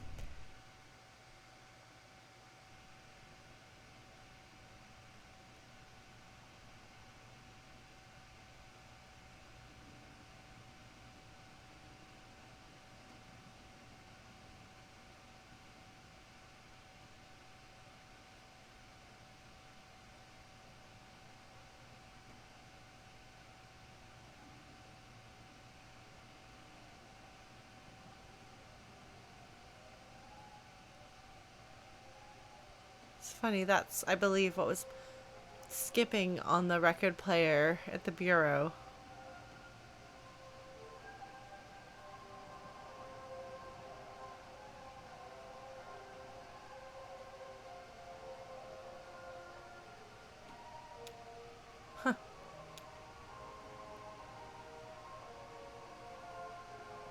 I know we're not at the end of the game, so it makes you think they're in crisis.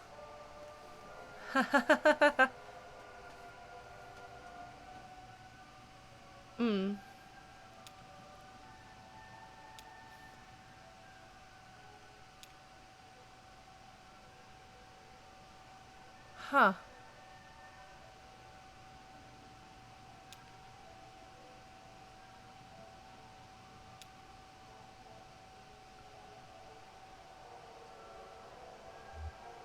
There's folks in a pickup?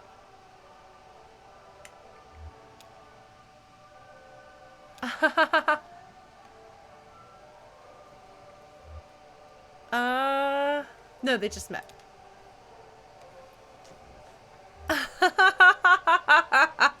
Dark-haired lady doesn't trust anyone. Oh my god, I love the idea of Conway making up the story so that Ezra can have the experience of feeling like he knows what's happening. Uh,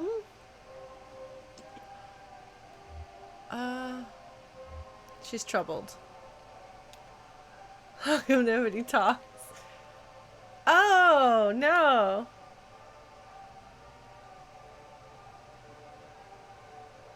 Speakers for your car? Is that a thing?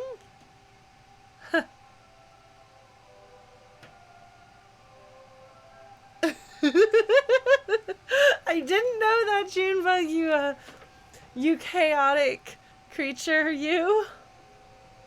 She would totally do that. She knows this from first-hand experience. She knows this from experience. It's the best jamming signal.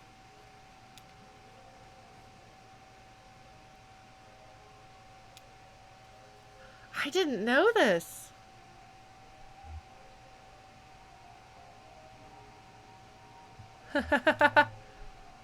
Oh dear. See how it ends.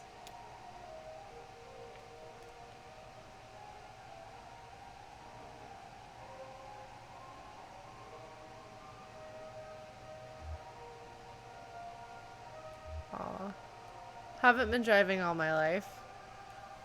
What are you hauling back there? My life. Hmm.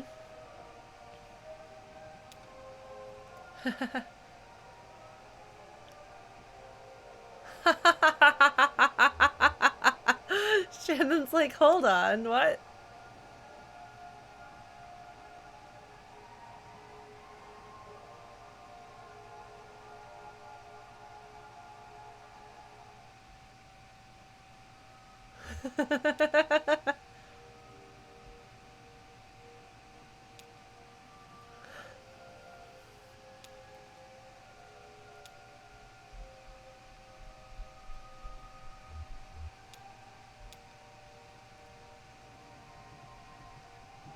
I'm sorry, I'm really enjoying this. It's good character moments. They were very specific.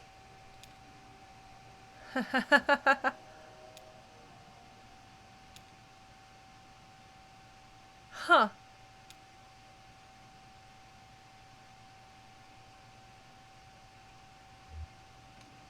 Hmm. Oh.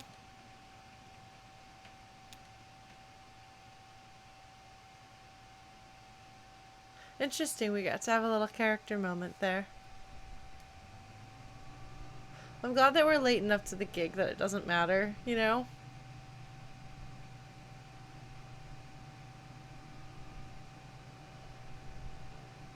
Like, oh, well, I know you're supposed to, like, play a gig,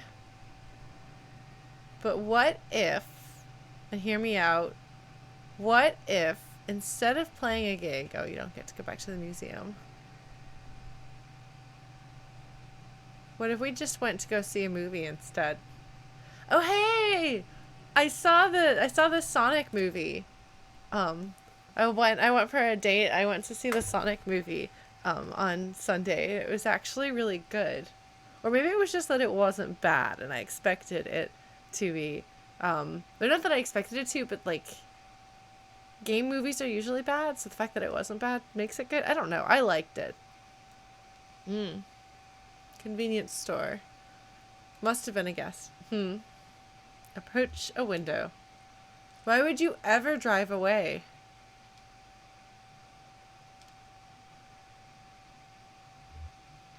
Knock on the window. Look for a door.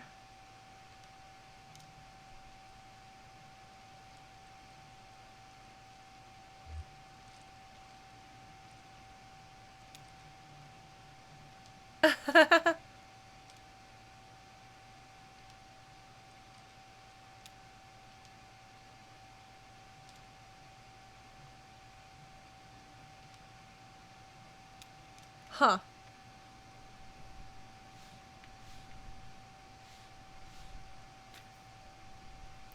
There's the Rust Archives. There's the Consolidated Power Office. I'm not sure what else we'd be looking for at this point. I feel like this means... Are we missing something? I think we are. Because there's a blank page. So I don't know how to get to Dogwood Drive because I never took the option, I think, to ask about it. Something here is missing.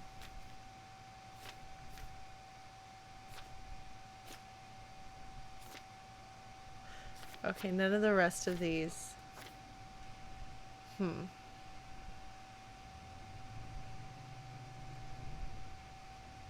Yeah, I don't know that I have documents. Otherwise, like, it's just directions. It's the gas station. There's... It is cold. I haven't left the house today because that sometimes happens. Nope. But it is cold. Faux rustic wooden sign. Glasgow Clockworks.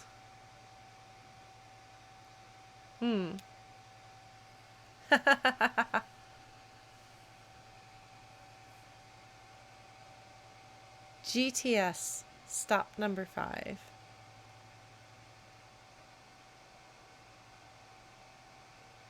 I want this to I want this to be a secret, a something, and not just like arbitrary. 5:30, 7:15, 8:45, 10:15, 12:15.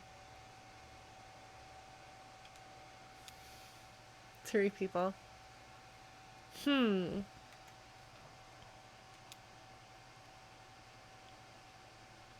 Listen at the glass.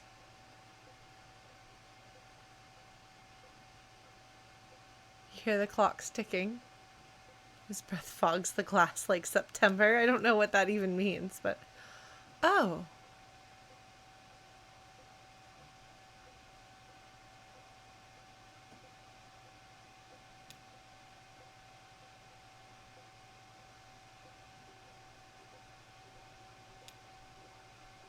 You hear the cuckoo clock.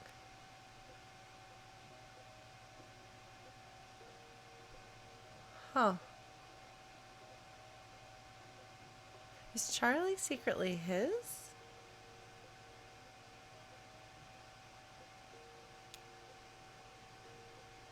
Oh.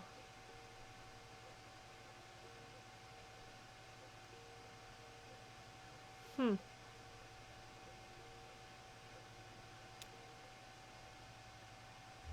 Hmm.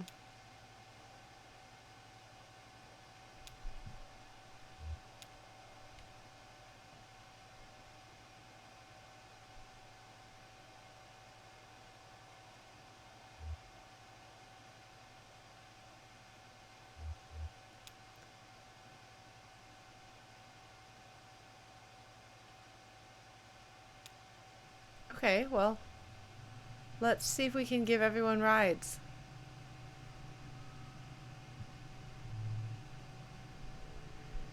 Oh, there's a petting zoo. Oh, it's closed. Well, so here's the artificial limb. There we go.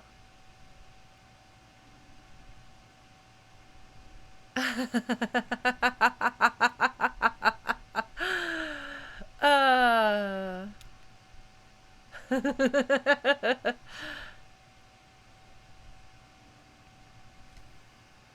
By the way, public transportation is extremely important. For the first time in my entire life, I'm living in a place where public transportation is actually a viable option, and it is like still kind of mind-blowing to me that you can just not have a car and get places. I mean, yes, the TTC is down. Apparently some train got derailed, like last week. And so half of the biggest subway line was just down all day.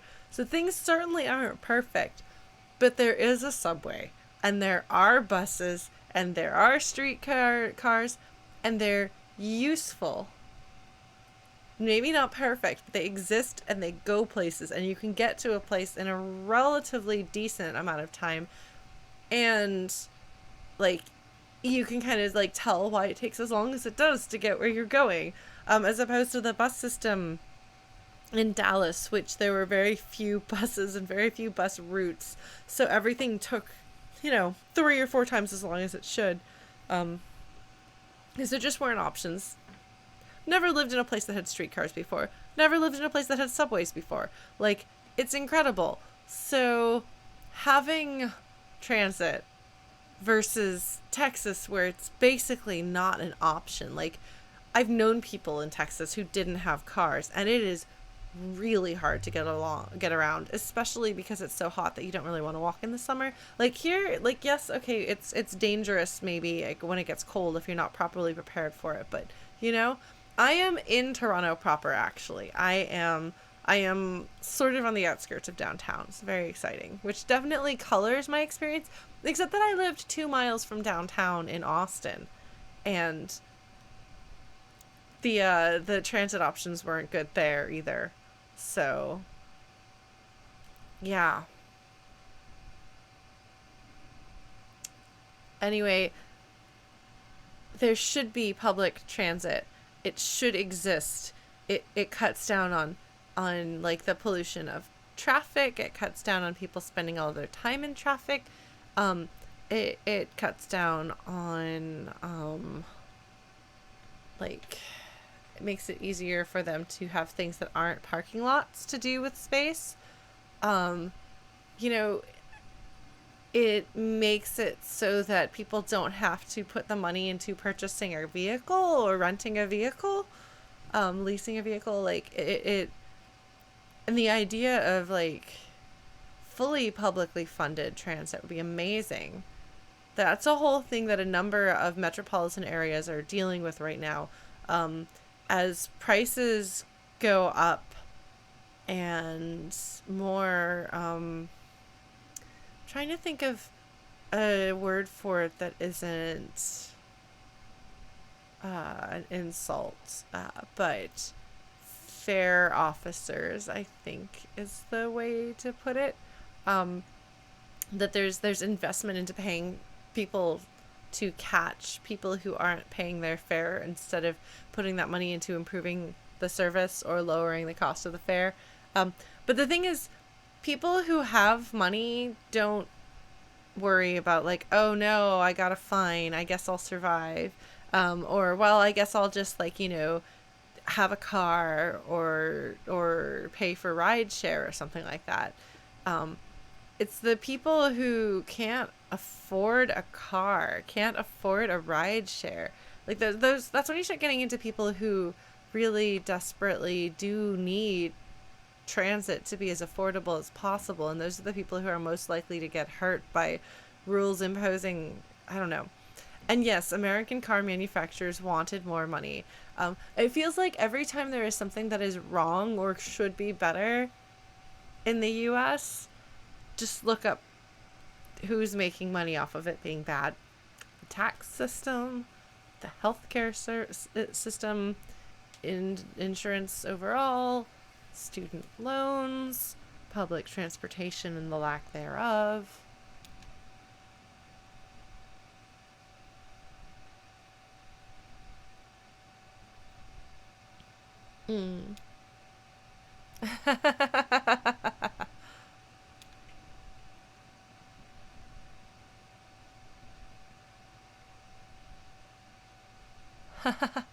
I remember what I was saying at the beginning of the stream, that this game is about the sense of place. It is about places.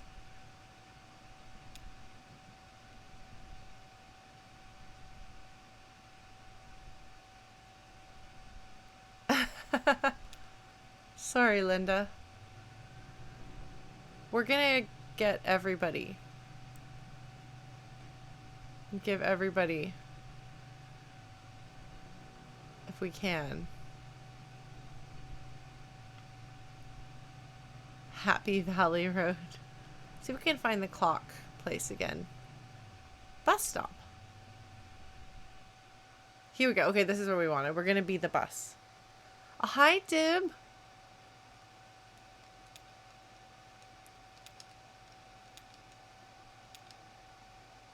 Let's offer a ride to the younger woman. See if she'll accept. Cautiously. West of the Marquez farmhouse. Okay, we're gonna do this. Yeah, it's actually very nice. You can see that you can go back to the bus stop. Oh, Route 70. So that you know that you can give everyone a ride.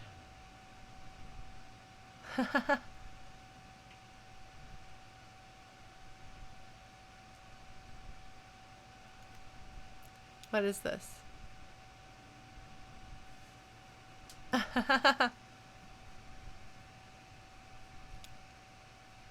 Ah. Oh, hey, Patty.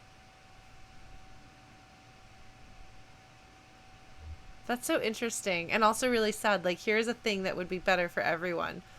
But, but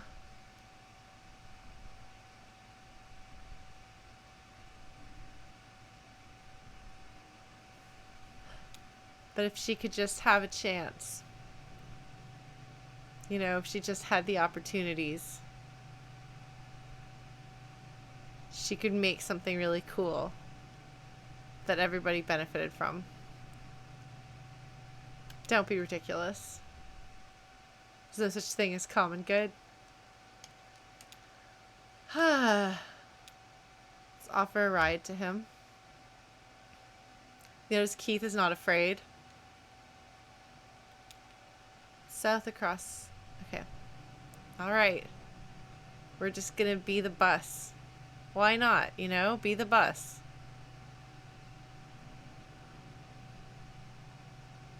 See if we can find Keith's home. Alright, Keith. Keith, I'm looking. Keith, I don't see it.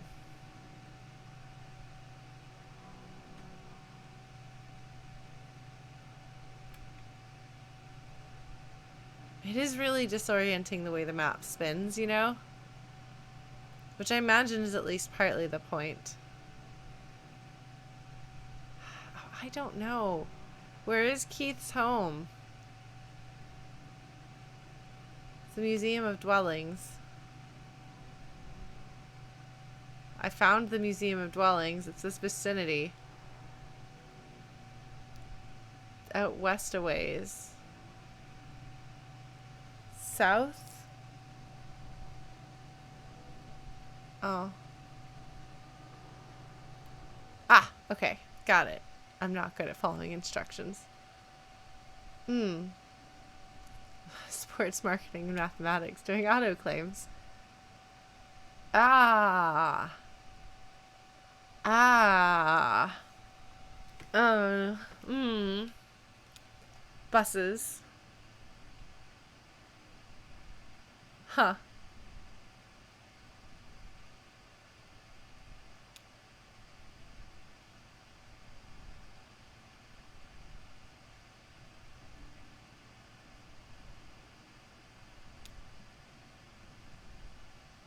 Huh. Blue and white star decals. That's interesting. How his story gets no resolution at all. Like with the young woman, you kind of like feel the sense of hopelessness even though she has hope. But the old woman, like she's come to the end of her tale and it's not quite, and like a good has come of it, but then her life continued and yet despite having like done good for others, like, you know, I don't know. Anyway, what I'm trying to say is I think it's very interesting that he doesn't even get to tell his whole story. Well, I think that's actually everything there is to do. Is she up where she's supposed to be? Is this yeah, she actually went where she was supposed to be. Shall we do this, folks? Shall we do this? Are you ready to go into the lower depths? I don't know that I'm ready to go into the lower depths. But I think I've been everywhere else and done everything else. I think it's time. So let's do it. Boop.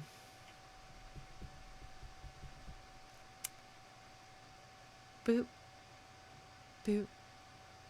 Boop. Boop boop boop boop boop boop boop boop boop bum bum bum bum bum bum bum bum bum bum bum bum bum. All right. I guess we're gonna go into the bar. Oh no, we're gonna go dumpster diving first. 3 pairs of eyeglasses. That's so incredibly strange and specific. You notice how he's like outright running? I don't remember him going like running this much. Even before his leg got injured. I seem to recall he walked more slowly then. Let's take a look at the bar door. One of those places. Came by earlier and they were closed. We did.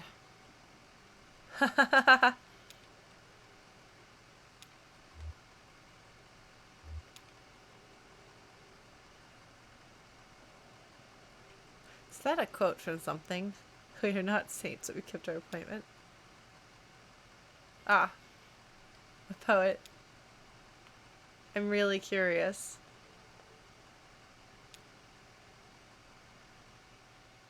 Well,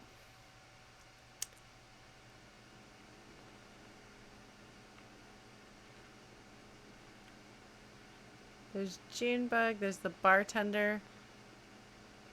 Pretty sure Ezra's too young to be here. What you playing, Ezra? Looks like the sun's coming up.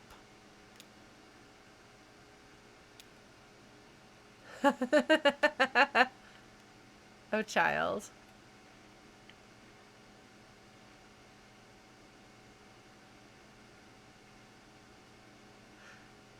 I want to talk to everybody, and I don't know what's going to trigger things. Oh, there's this. Oh my god. It's a sandwich with a brick.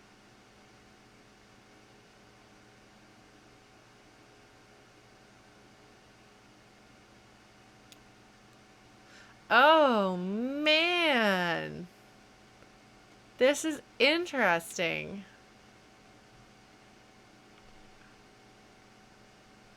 The sun's coming up.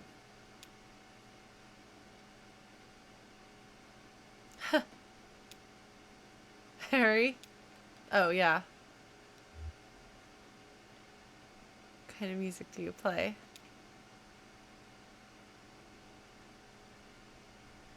I don't know what any of that means, except a woman lead. I know that. I am a woman who leads a band, too. A little more reverb.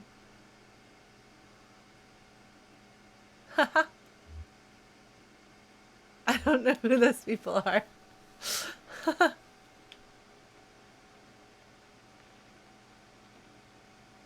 Junebug's a robot. And I have a skeletal leg. I'm not gonna drink your whiskey.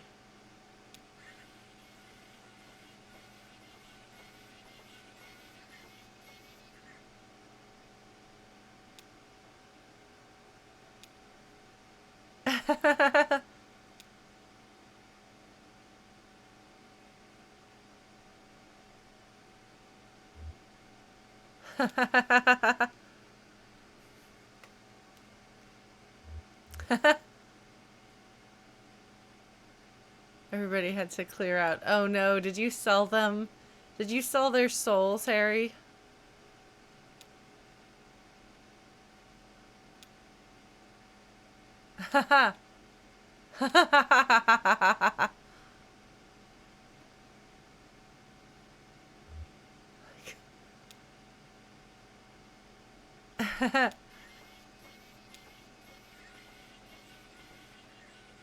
They're both robots.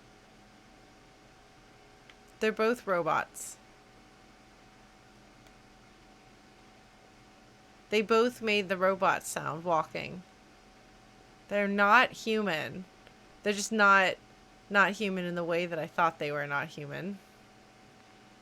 Okay, well, I guess we're gonna listen to Junebug's music. Sure, I guess we're gonna sell some souls here. I like that Ezra's just tagging along. I like that I have a party.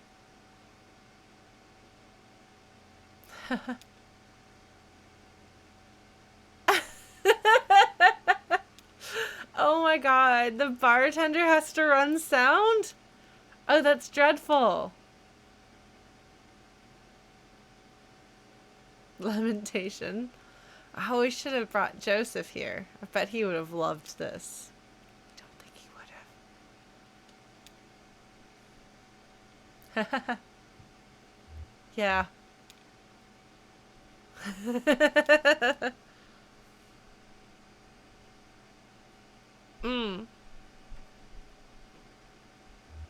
It's my job. Thanks, Junebug. No, not everyone's a hidden robot, but the two that make mechanical sounds, I think, might be.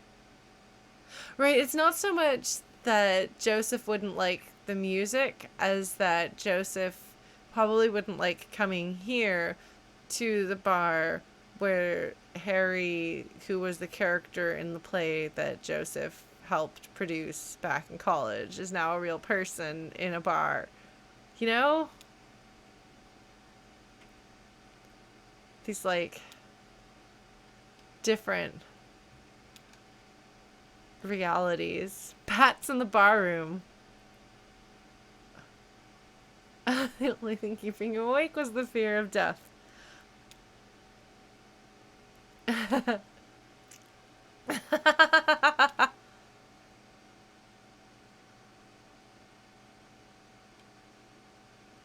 Huh.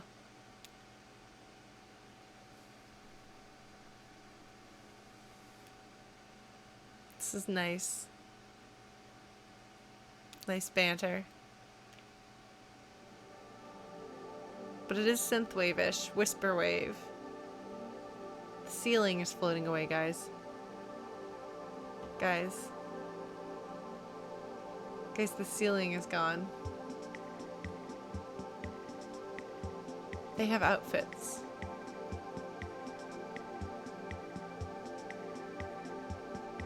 And a keytar. She's kind of dressed like a Lady Gaga character. Her hair is a different color. I really like her design and her outfit. She's really cool looking. And the stars. The shooting stars again.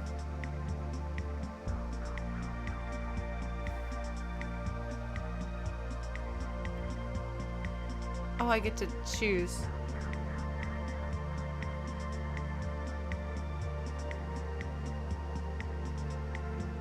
That is a shooting star going up.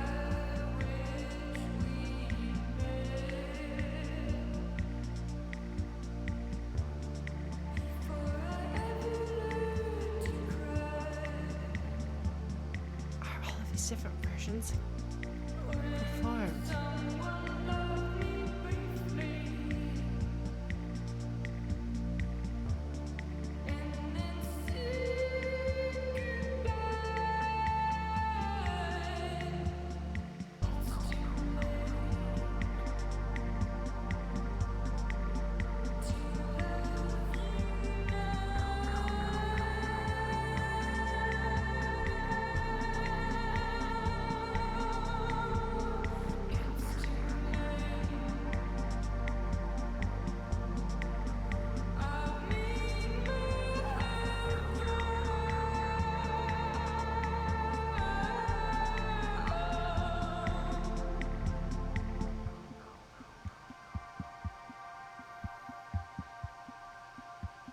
As somebody who always wonders how to move her hands and arms while singing on stage, like watching her, like just like the beautiful flow. I did that actually briefly.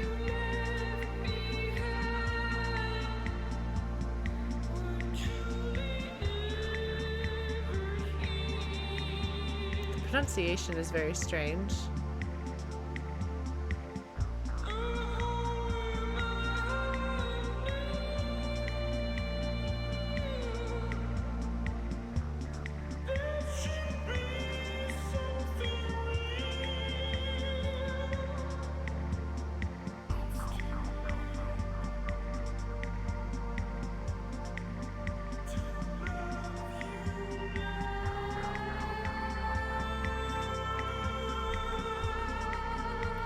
Blue glass.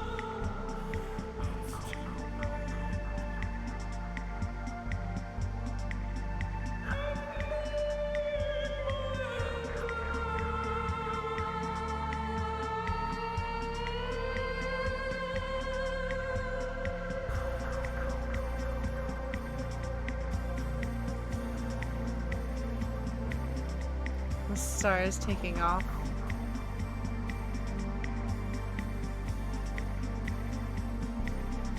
I want to be as good on stage as this.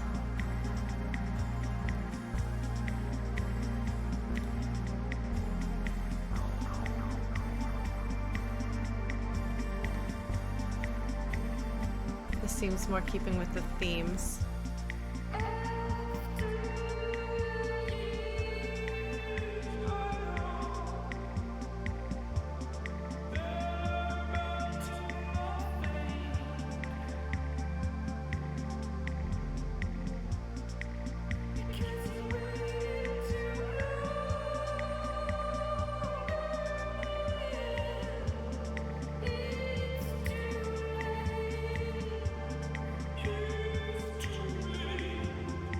You say that like you think I haven't had an iridescent dress on stage before.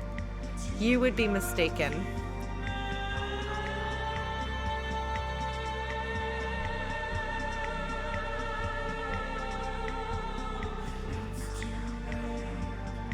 harmony.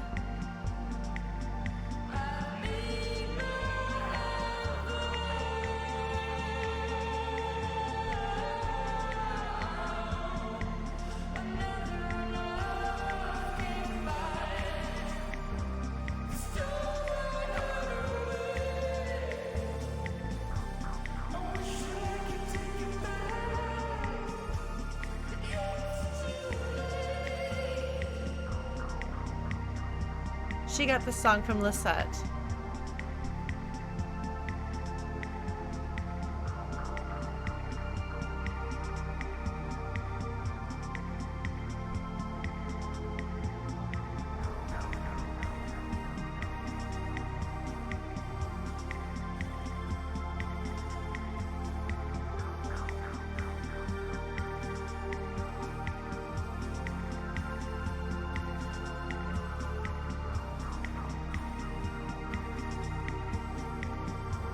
And then the ceiling descends again. It's beautiful. They did say they only had the one song to perform tonight.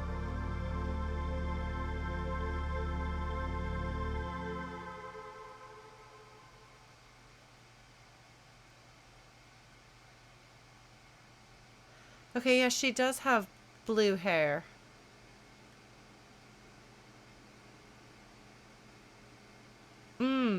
Alright, Andrew, I'll have to listen to that. But I wanna beat the game first. God, I don't want to progress the story, but I want to talk to everyone.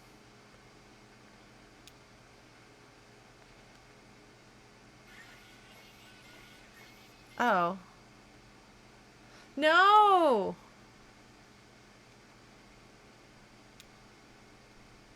No, I wanted to talk to them. Your business. I hear you from the distillery. That's no good.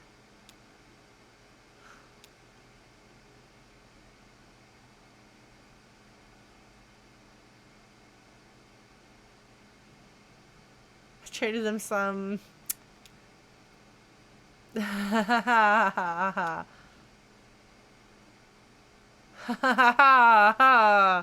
Whoo!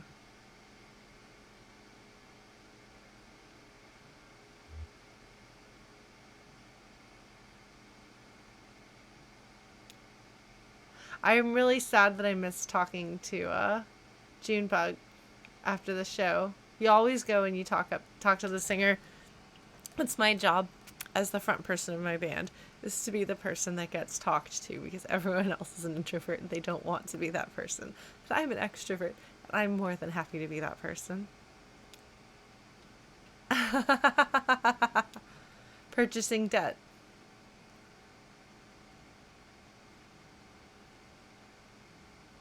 Huh. Are these two gonna go with me into hell then?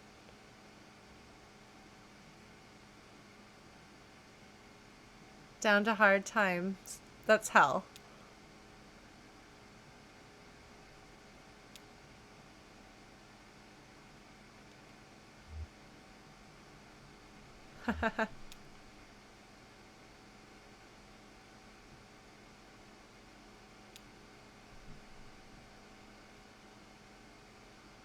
Stack of letters to Dogwood.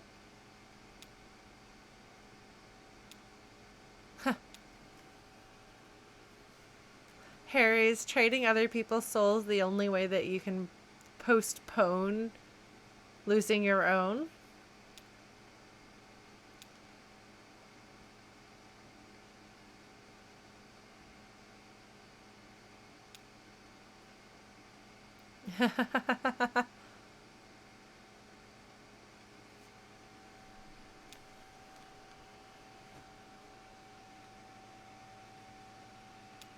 Huh. Huh.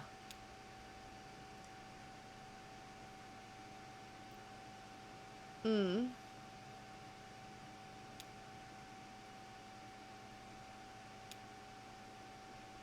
Oh, I'm so sorry that I missed talking to Junebug. I wanted to ask her about the song. Well, I'm pretty sure that that song comes from Lisette. Also, the sun, I think, is rising. I think the sky's got a little bit brighter out. Wee hours of the morning, they said. Oh, radio.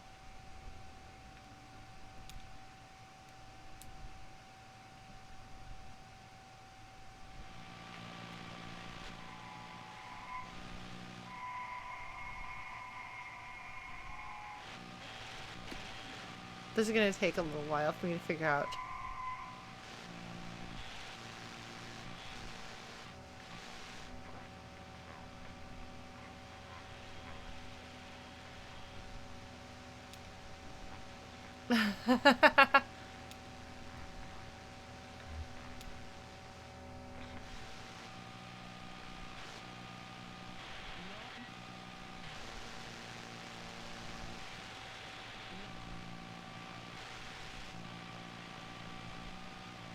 Sorry.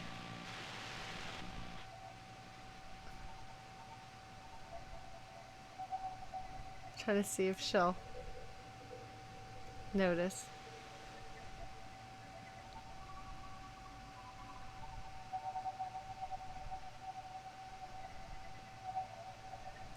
Is this Amazing Grace? Well, it sounded like Amazing Grace to me, but apparently it wasn't enough to get Shannon's attention.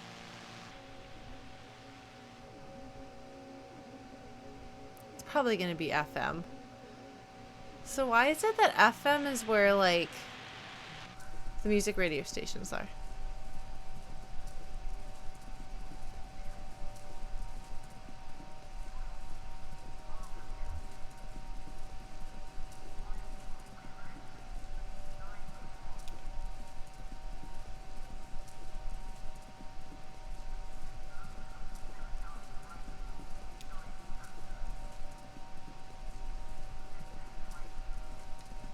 Huh. Familiar but strange.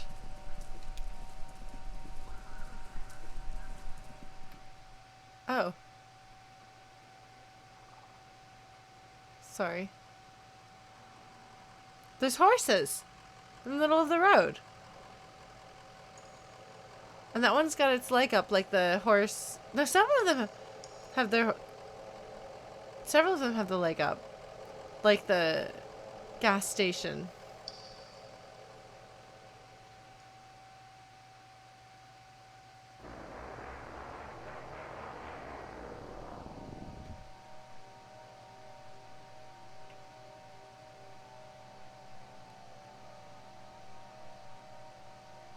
Okay. Well,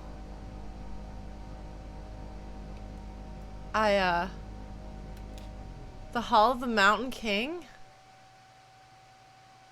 What? What? No hope.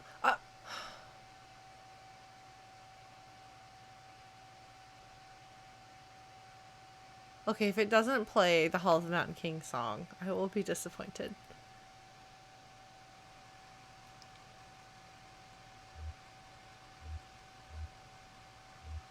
Homer.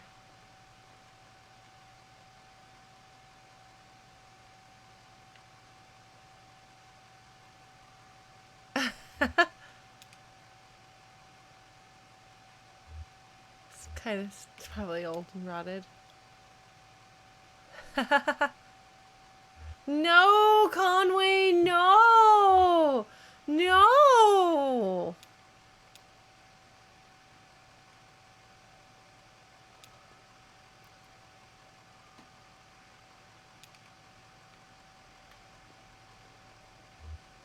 Let's talk to Johnny.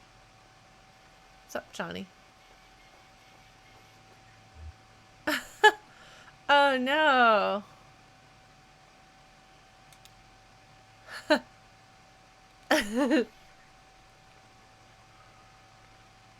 Alright, well, I've got my demonic robot companions. How is that the boardwalk? Oh, I see.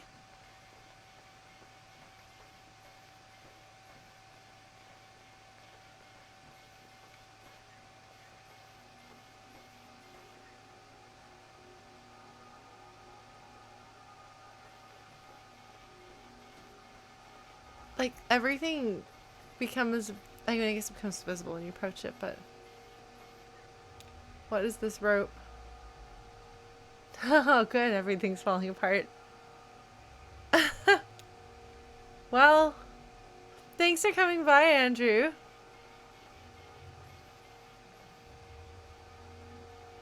There's a stack of computers, like, in the middle of this. Monitors. Just a pile of computer monitors. Here in hell. Like you do. Oh, no, no, no, no, no, no, no, no.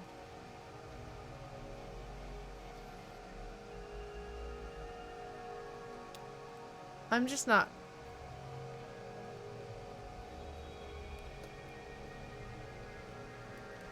Okay, you can't run this way.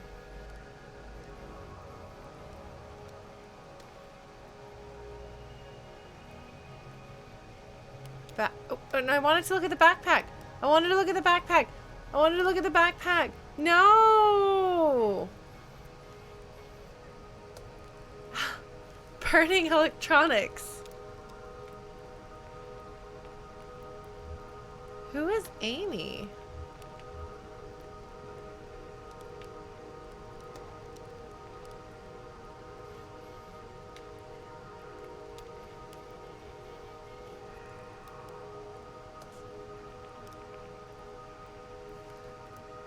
Alright, well, punch cards we've encountered before. Punch cards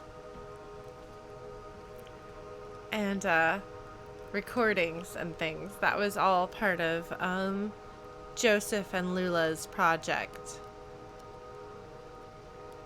The cat food. I don't know who had a cat.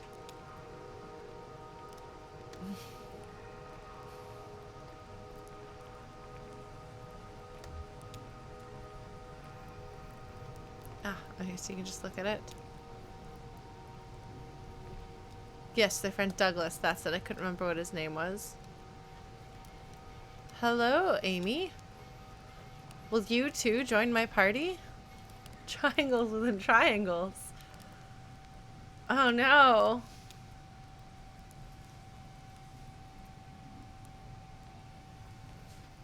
No.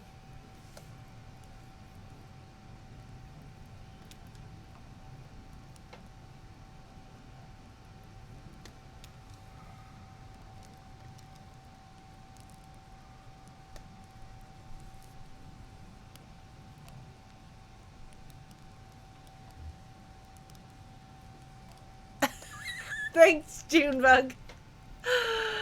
I love you. You guys are funny, you characters. Yes, Carrington was definitely involved because he was part of the play. They were all part of running the play.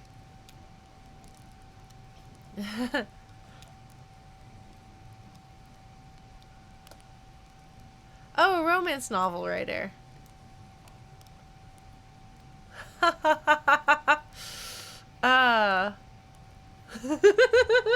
Sorry. Sorry, Ezra.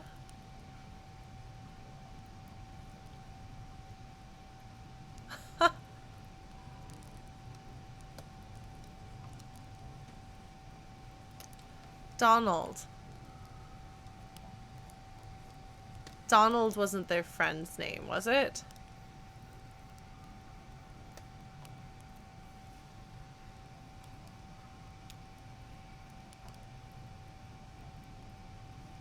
That's their friend? Ah.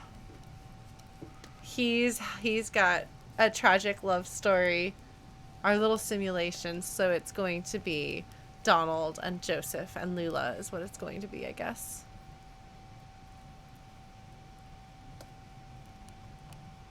Huh.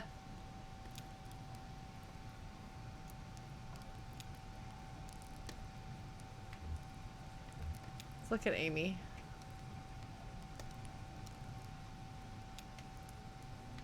What other people are around the fire?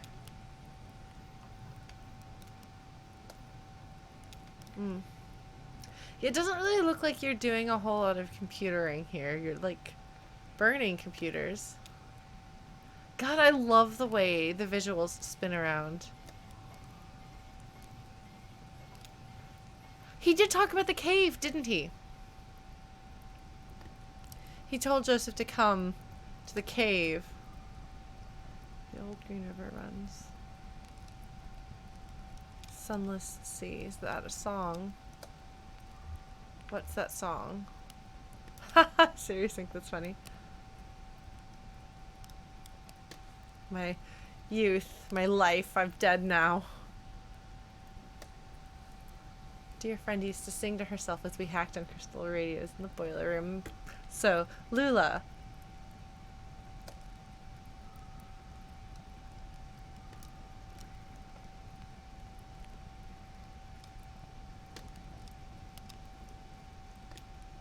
Sunless Sea. Where is that?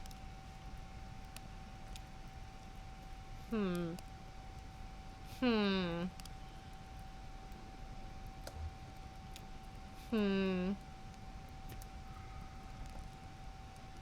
That's awfully specific, Donald.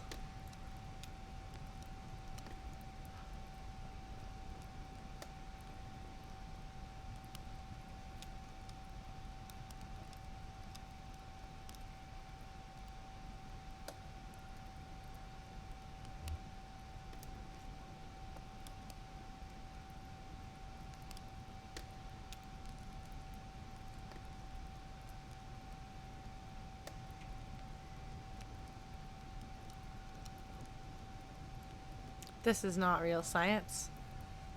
Huh.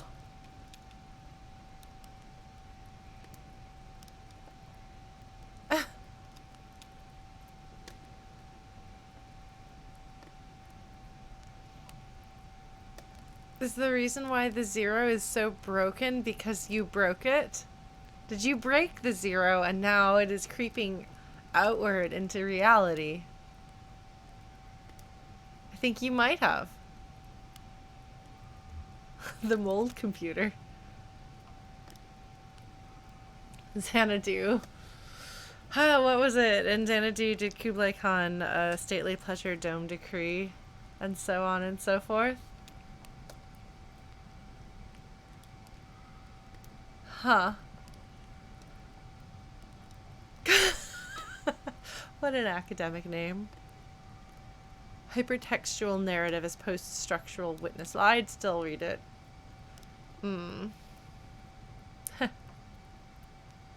Fellow hypertext enthusiast. I suppose this is just a glorified Twine interactive story in its own weird ways. Oh, he did Gundy Butt, you're right.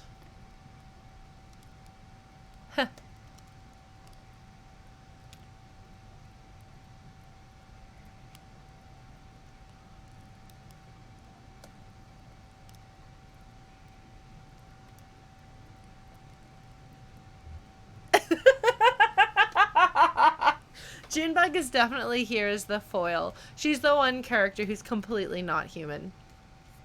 Like, Ezra is like human but raised by animals.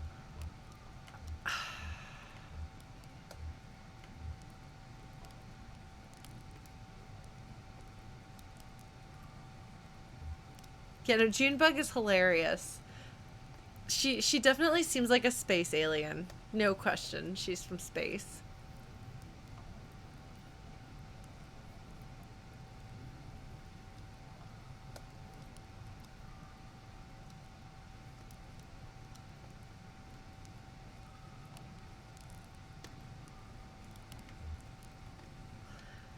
Go with Shannon here.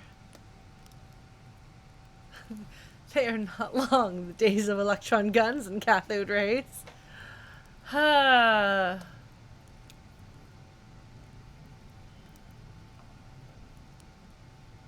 Yes! It's too late to love you, right?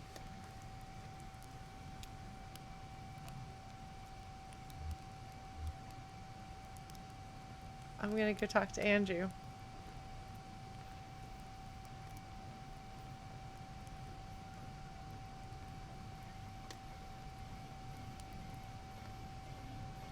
He's having some...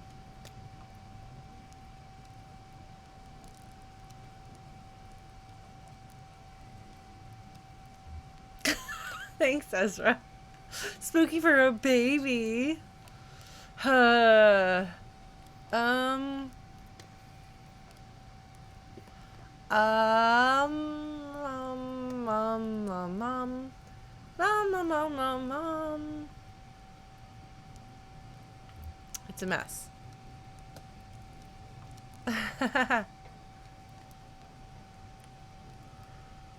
Oh, based on who you chose to speak earlier, now they get to speak something else. It's burning on that fire.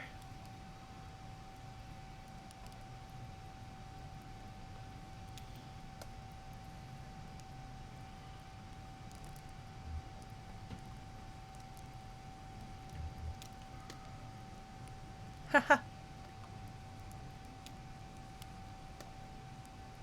Yes!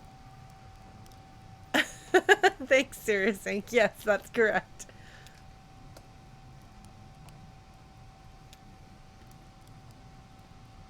He's having some trouble here.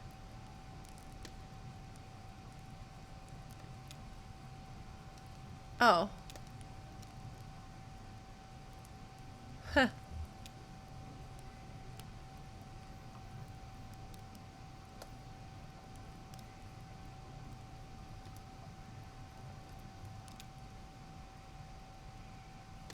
Oh no, Donald, look at all of these lives you destroyed.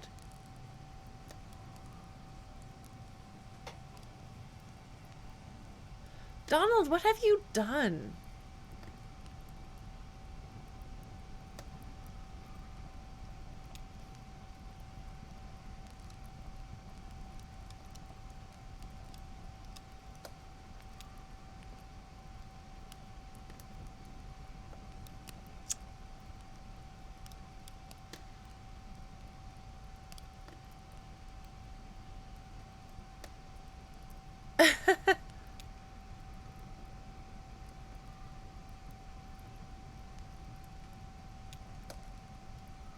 Oh dear.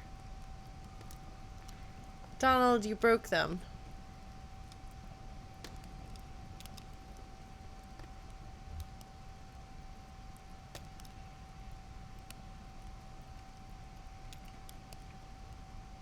Donald, you broke them.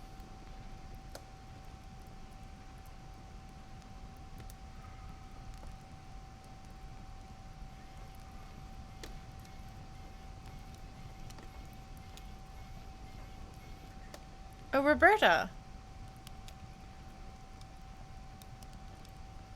Is this going to be a reference? These people clearly like adventure games. Yes. Yes, it is. Well, that's very cute. I mean, it'll probably be either tragic or distressing or something, but huh. Interesting, Gundy, but I don't know. Where is the kingdom? Huh. Alright. Let's look for them.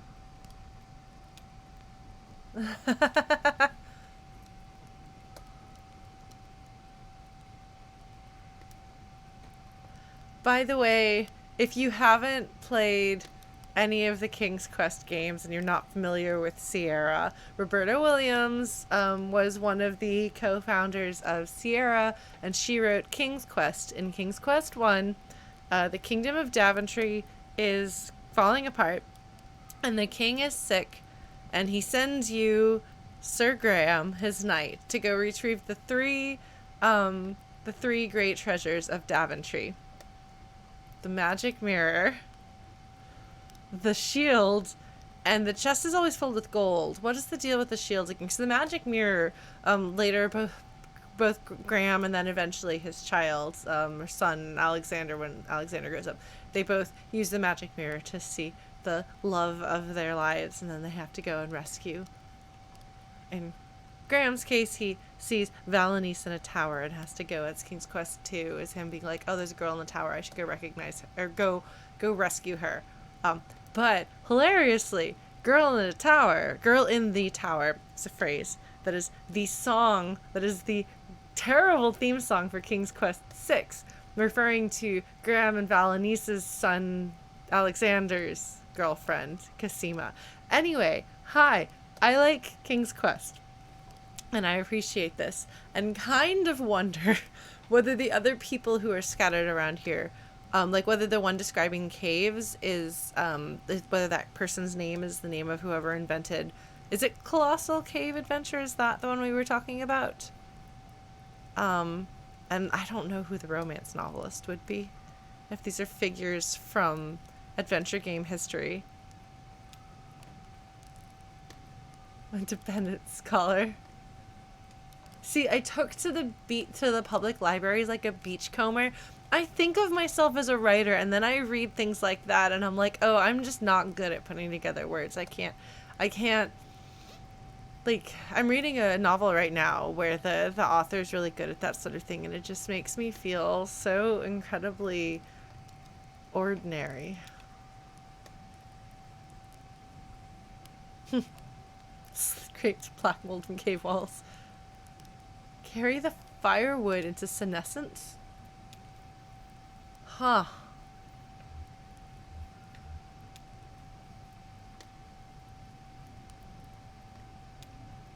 That's fascinating. I do kind of wonder, do the rest of them...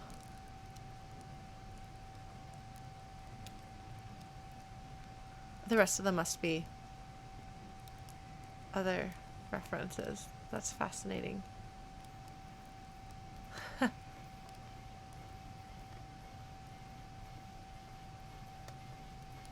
Huh. The machine is complicated.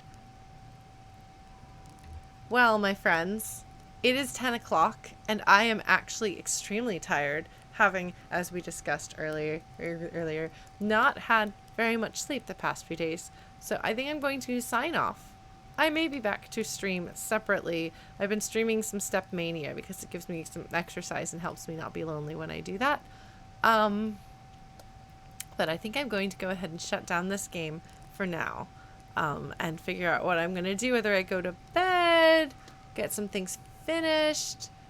Yeah, no, I have not gotten nearly enough sleep, and I am exhausted, and yet I seem to be unable to fall asleep before 4 in the morning, and incapable of sleeping in past 9 or 9:30. So that's why I'm tired.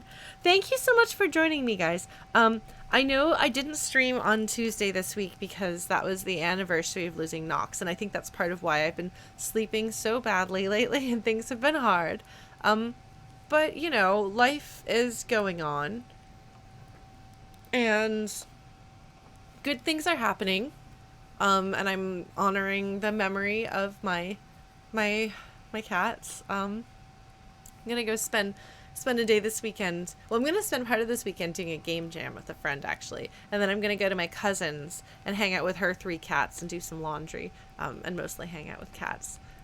Yeah, I'm hoping I'll be able to sleep soon too. I was in a really, really, really anxious place this morning when I woke up, and I managed to talk myself out of it. But it's been a very strange week. But thank you for joining me. I know that oh wow, so you could actually load if you wanted to, if you weren't satisfied with what you'd done. Back to the circle, exit the game. I know that there are many things you could be doing with your Thursday night, and I appreciate that you've chosen to spend it with me. And hopefully you guys will have an excellent weekend, and I will see you all later. If you see that I haven't posted a video on YouTube like a day or so after the stream, just give me a little poke on like Discord or social media or something, and just be like, yo, where's the next video? And I'll be like, oh, right. Because I still need to do that with this video and the previous weeks. Anyway, good night. Take care. Bye.